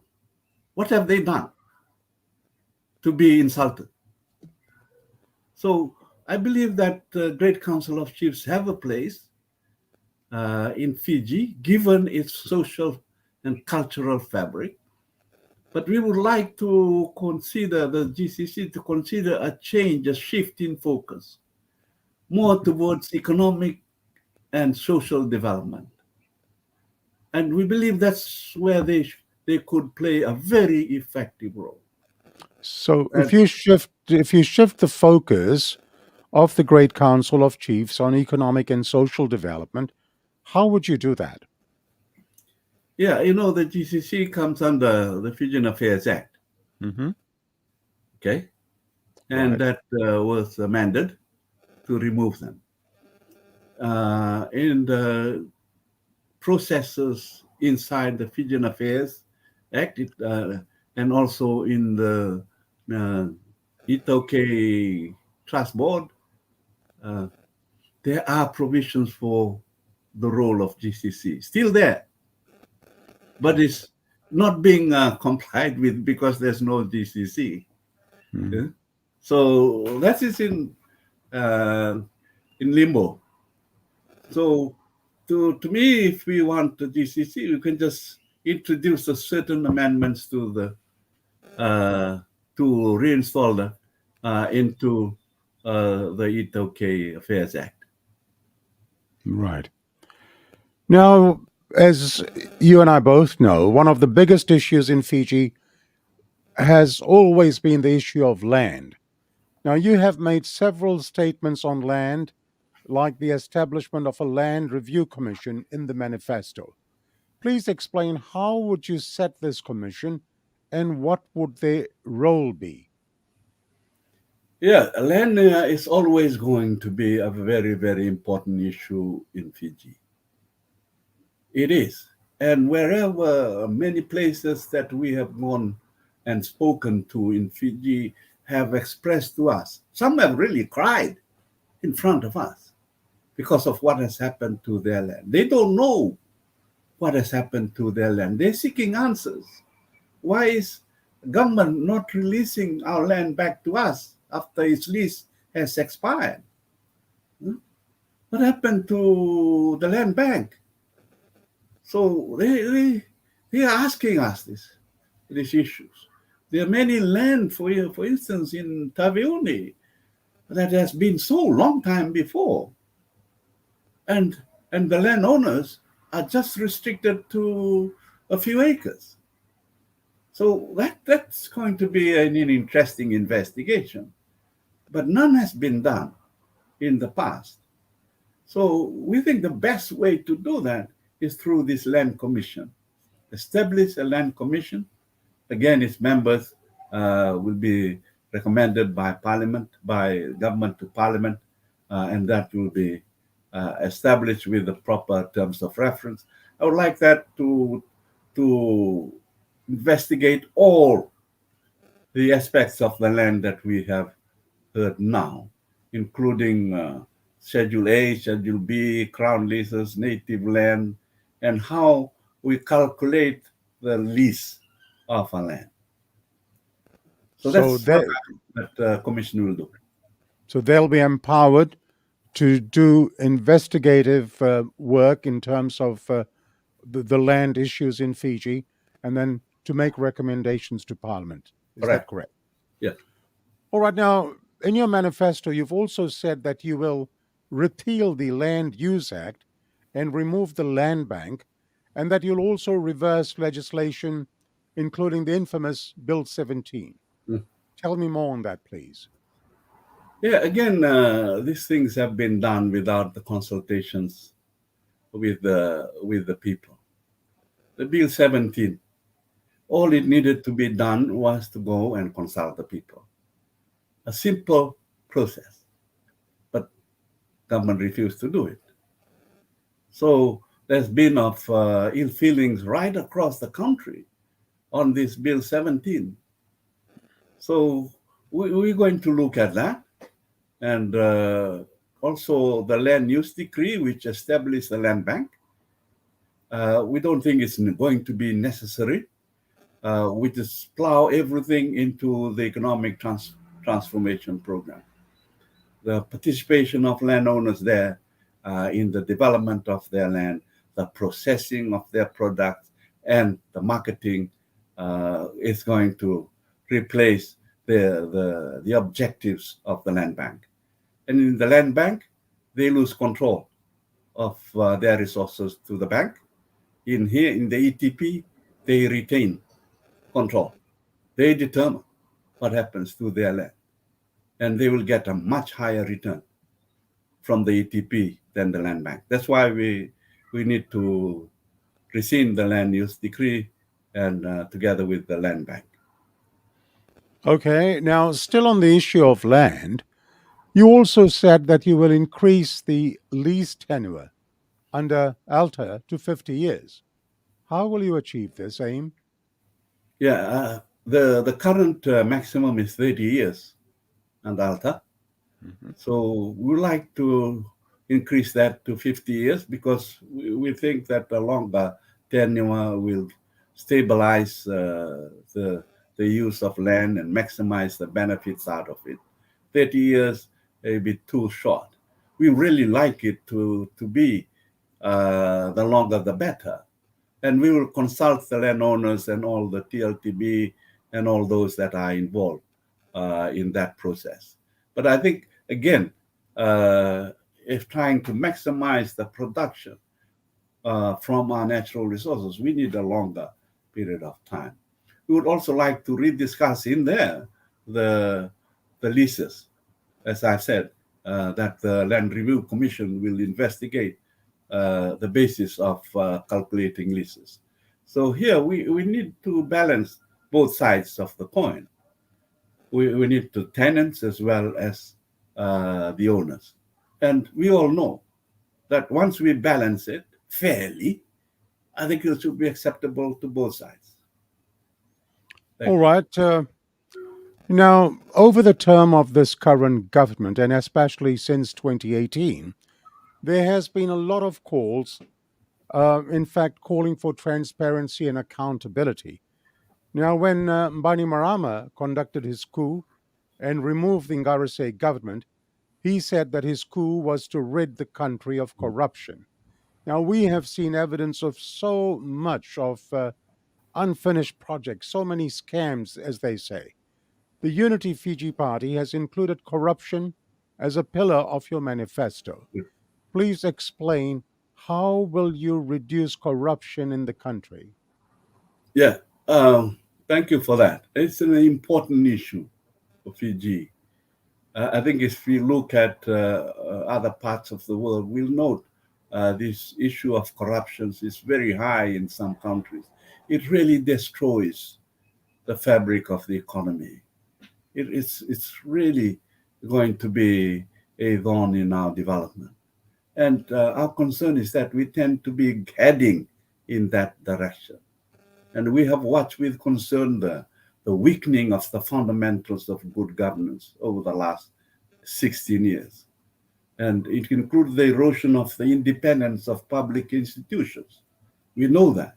The cloak of silence of civil servants fearful of their jobs, and just the lack of transparency in the financial status and operations of government. So we are putting that as a pillar in our manifesto, not as a sub-level. We're really out there in the pillar of our manifesto.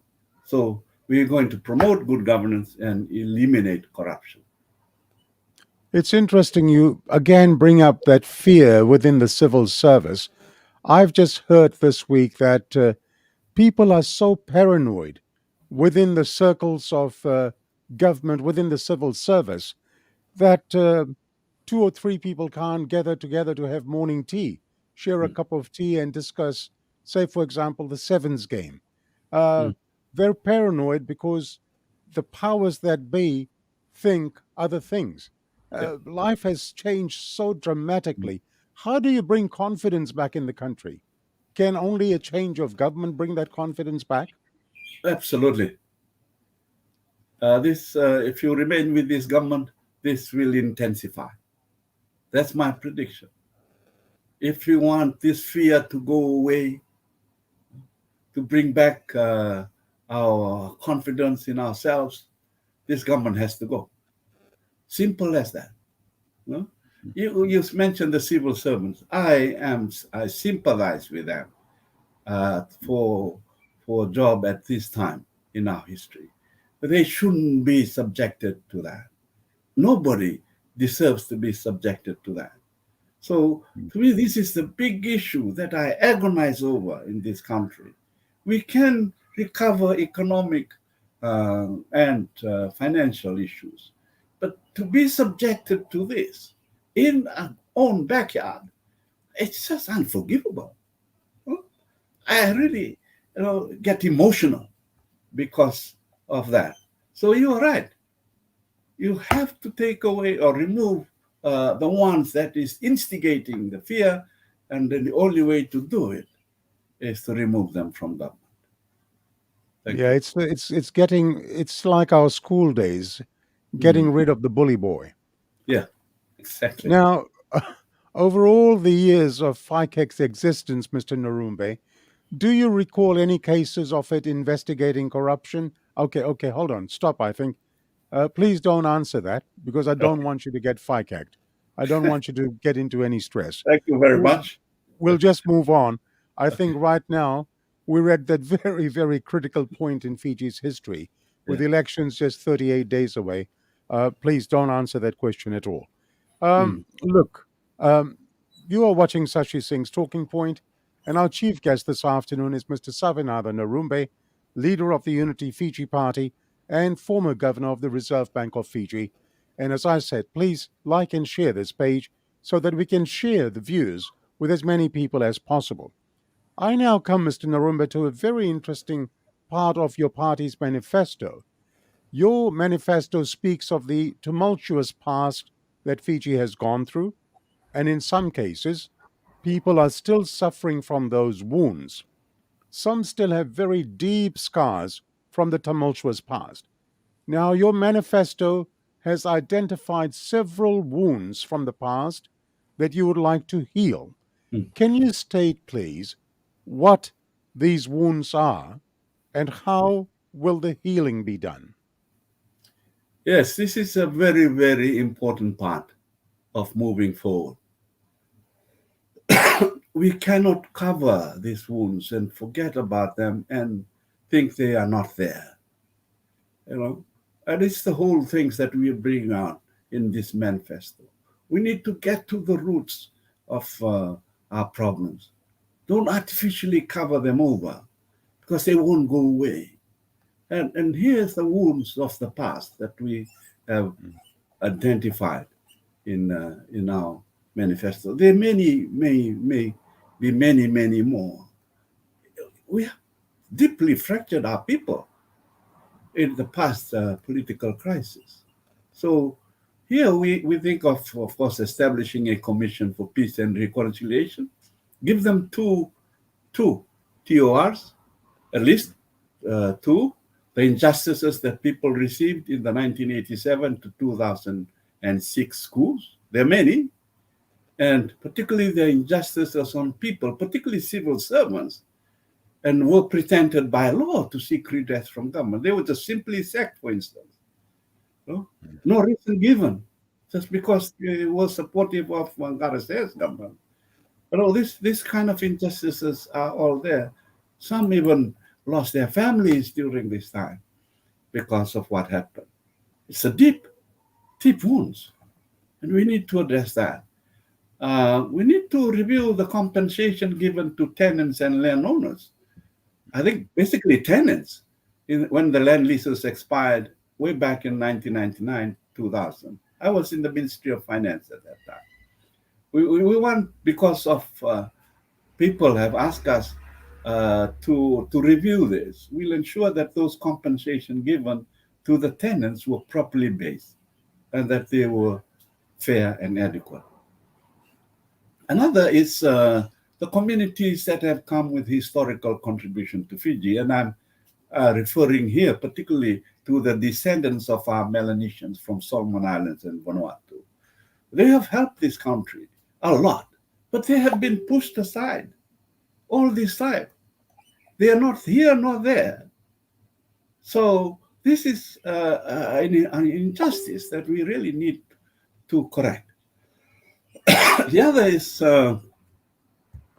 is we need to restore the field allowances that were not paid to peacekeepers in the Middle East. And we were told 1978 to May 2002. You know, Fijian soldiers have sacrificed a lot in peacekeeping duties. Some have lost their lives. No? At least what the country can do is to ensure that they get what they should have got. The government spent their allowances, part of it, and paid them only a small portion of it. And I was told that soldiers that served after this, May 2002, are receiving a full allowances. But the ones that went early are not. What's the justice in this? So it's only fair we look at that. And there's striking workers that are about to cool a gold mine. So this is perhaps the world record of the lack of strikes in the world. We will address their concerns and find solutions to them. So those are some of the wounds that we really are quite serious in addressing when we get into government. So you've identified the wounds, the deep scars from the tumultuous past that Fiji has suffered. So how will the healing begin? You've mentioned the setting up of the Reconciliation Commission, but in other words, how will the healing be done? Yeah, I think the money will heal a bit of that wound. We know that. At least they know they have been recognized. Their participation has been now in national interest. So that will give them some reconciliation, some peace, and some maybe there's just no way to get back anything in addition to that. But we need to talk to them, because just by talking through this Peace and Reconciliation Commission, I think that will bring up a lot of comfort that their message have been heard. So that starts the healing process. And then you go on, of course, with the other policies that we have to better the lives of everybody. I think over time, things may start to heal. So this is the start of the healing process. Talking is so important because it lets people know that someone is caring, someone is prepared to listen. And that's a very good starting point. Now, Mr. Narube, I've read with interest at what you said at the launch of your party manifesto, and I quote, "I doubt that any other party will deliver a manifesto anywhere near in clarity and the depth of what we have done today." I find that very interesting. I find it quite bold on your part. How can you be so sure? Yeah, I'm throwing the gauntlet to the other parties. Yes. we are out there already with our manifesto, and I said we are the only party in our history, opposition party, that has developed and issued an alternative budget in the last 2 years. So we believe that we have the skills, the experience to do that. And in the light of the new laws of estimating all your promises, not only on expenses, but revenue, deficit, and borrowing, that creates a different kind of challenge for us. We have the experience, and we have showed it in our manifesto. I'll have to look at what comes next after us and see if my boast is correct or not. All right. And we could discuss that boast in a program, say 5 weeks from now. Absolutely. We'll talk about that in a while. Let me turn our attention to the forthcoming elections.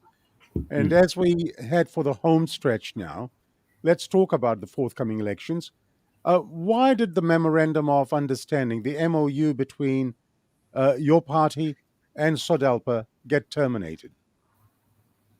Yeah, I thought we'd gone past that, but the MOU was initiated by SODELPA.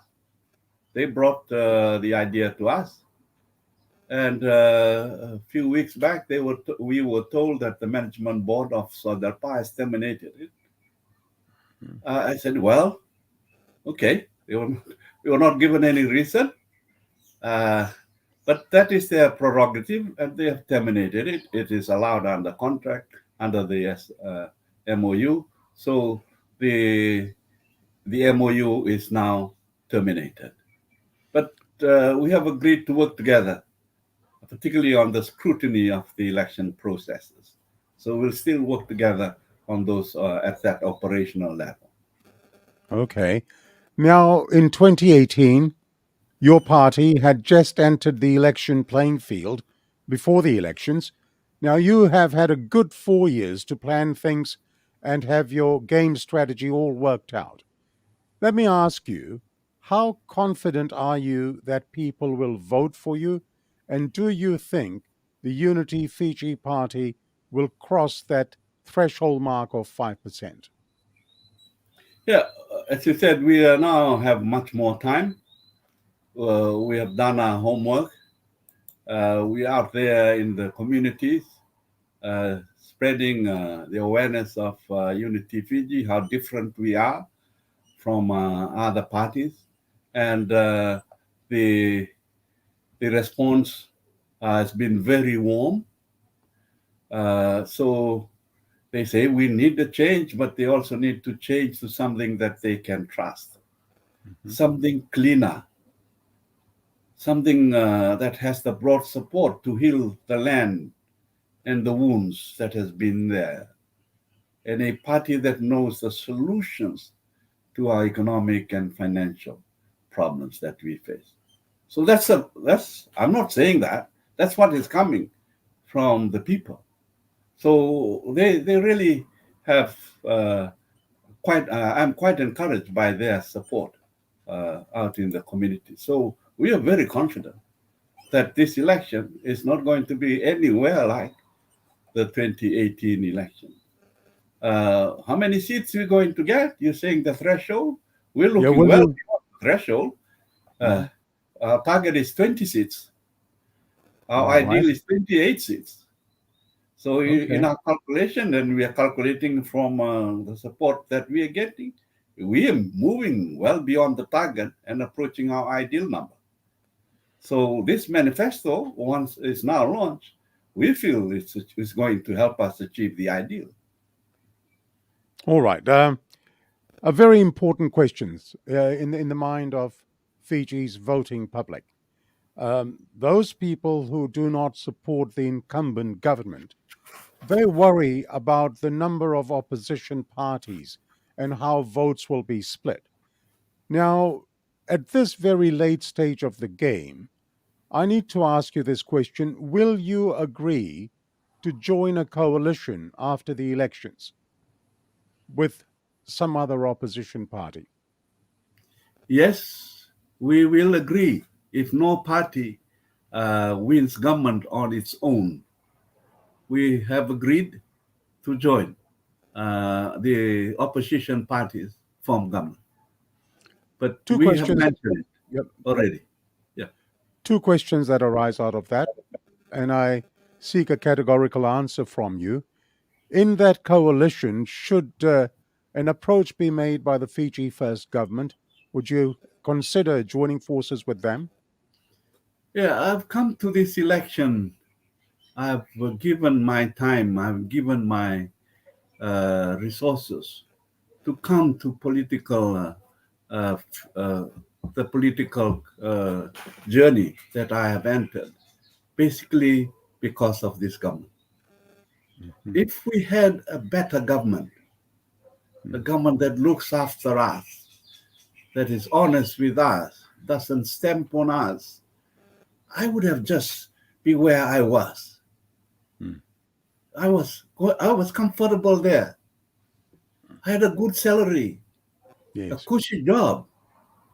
The reason why I came here to join is not just to walk into parliament. That is not my intention. The intention that I came into here is to change a government into a better one than what we have. So no, I will not accept an invitation from Fiji First. Well answered. Then the other part of that question is, given that no particular party has the right numbers to form government outright, will you consider going into a coalition with, say, the People's Alliance Party and the National Federation Party? We have been talking with Sodelpa under this that MOU that as a first preference we will coalesce with Sodelpa. But even if that's not going to be enough of our numbers in Parliament, we are ready to go into coalition with NFP and People's Alliance. Okay. It's in the national interest to me, again, with my aim to really clean out this government and put in a better one. As you said, it is in the national interest. That is paramount to an individual interest or to an individual's ego. And you've just summed that up very nicely. Now, Mr. Narumbe, do you see the number of smaller political parties as being the spoiler effect in dividing opposition votes?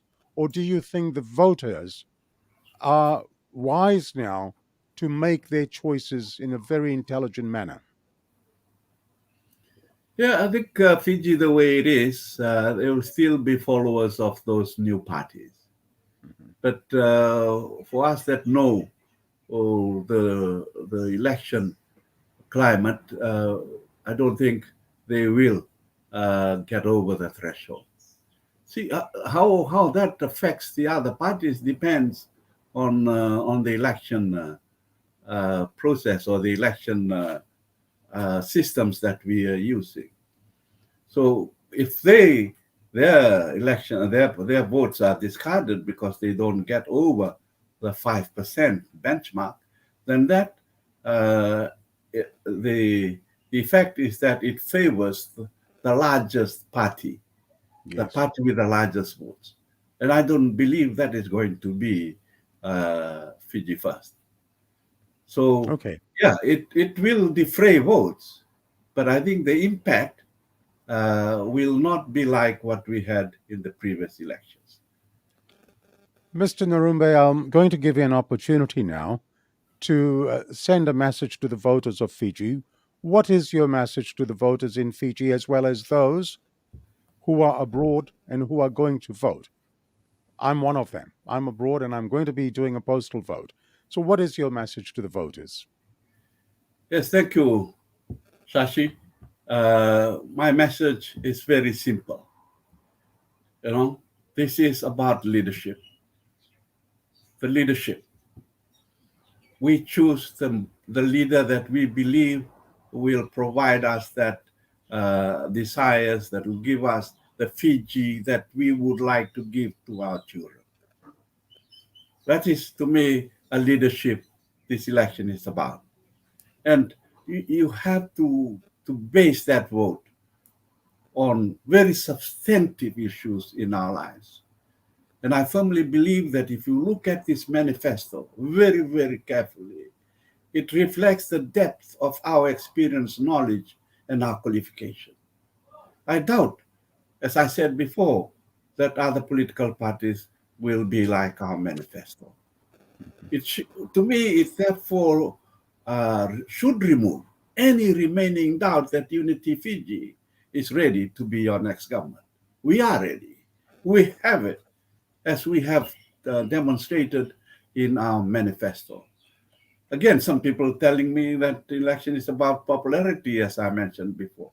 No, I urge you, please don't vote for popularity, because that doesn't bring you the issues that we would like in our lives right now. And a plan is only as good if it's implemented. Our manifesto, but Unity Fiji has not been in government. But what we have done is we have led organizations and ministries in Fiji. And in that, we have demonstrated that we can deliver on our promises.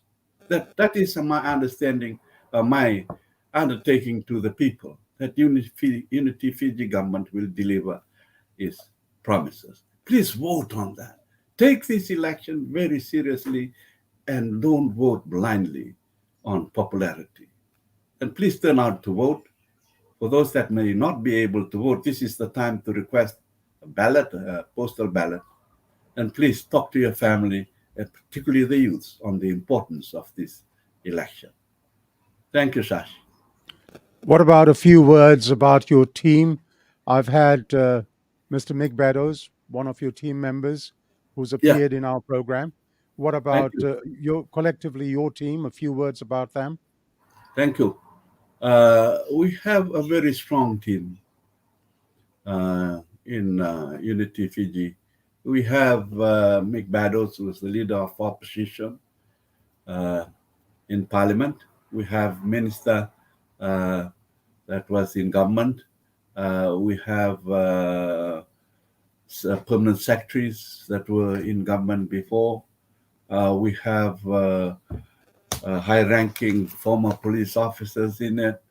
So we have community leaders. It's quite a strong team. And a strong team is most effective when it's led by a good leader. So our team will be out there in this campaign for the next 2 or 3 weeks and meeting you, and you may be able to tell the strength that we have in our candidates team. Thank you. And where can voters access your party's manifesto? Yes, our party's manifesto are being posted in our Facebook. Just go to Facebook. And we yet to post it today, but we'll post it in the next few hours in our website. You can have that. If you really need to get a copy urgently, just email us, and we will shoot an e-copy to you. All right. Wonderful. Finally, Mr. Narube, I would like to extend an invitation to you as the leader of the Unity Fiji Party to appear on a special program on SSTP on Sunday, 11th December 2022.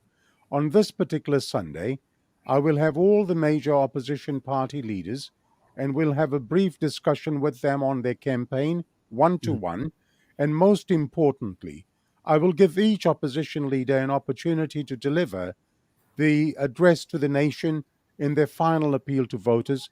Will you please be so kind as to accept my invitation for Sunday, the 11th of December, Mr. Narube?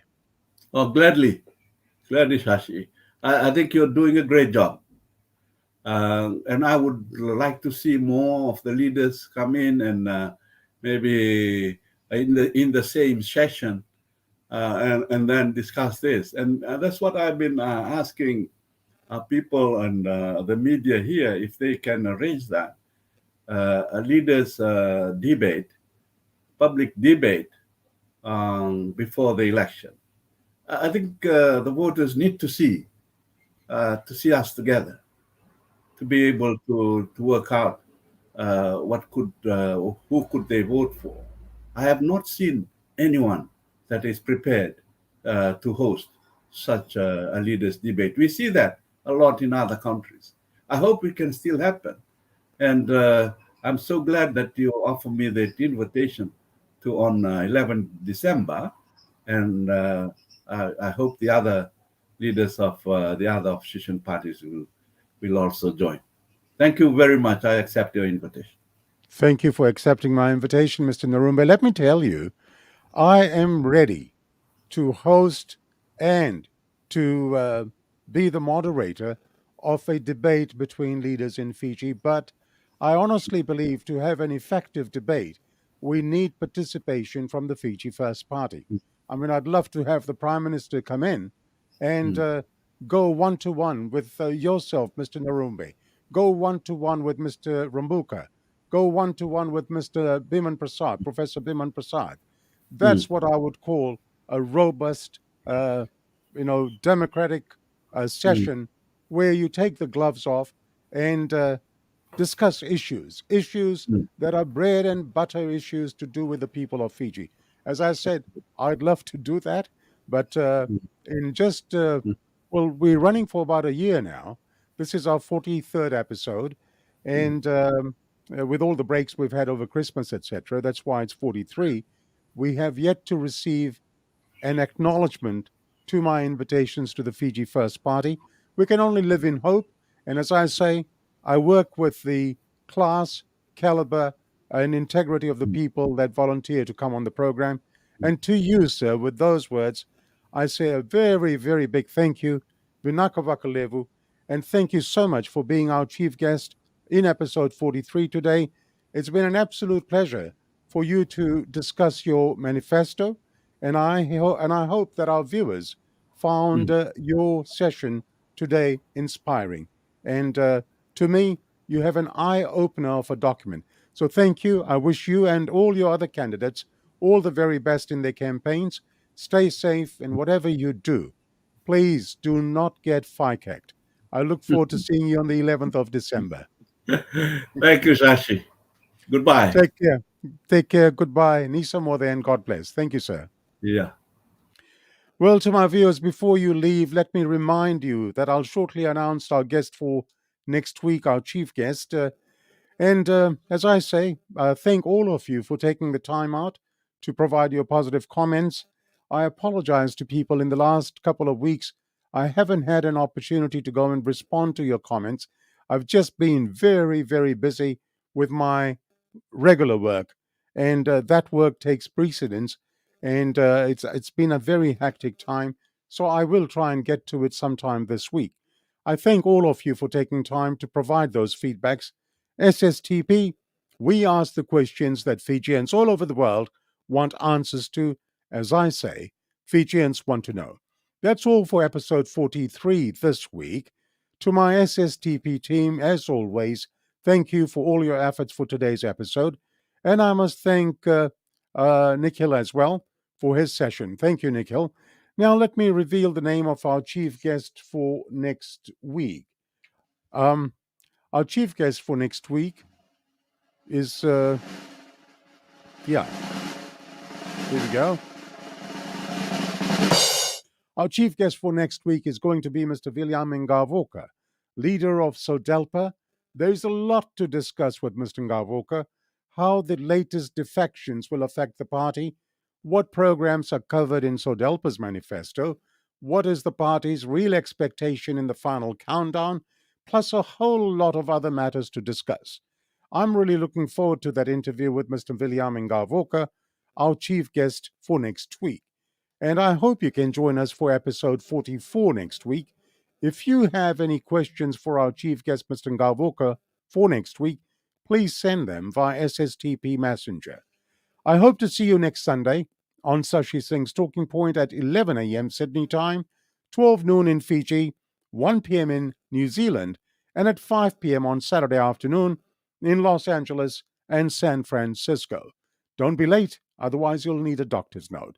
So until the next episode, I wish you all a very safe and happy week. And just before I go, I'll leave you with this quote from Viktor Emil Frankl, who said, "Between stimulus and response, there is a space. In that space is our power to choose our response. In our response lies our growth and our freedom." I'll repeat that. Between stimulus and response, there is space. In that space is our power to choose our response. In our response lies our growth and our freedom. That quote from Viktor Emil Frankl. Well, Fiji, remember, your vote has power. Exercise your right to vote. That's it for episode 43 of Sashi Singh's Talking Point. Next week, a new chapter, episode 44. And as we say goodbye to you, we've reached more than 11,000 followers now. To each one of you, thank you very, very much. A big Thanawad, the big Vinakavaka level for having trust in the SSTP platform. Thank you. Till the next program, I am Sashi Singh, bidding you goodbye, namaste, and ni samore. Goodbye, world.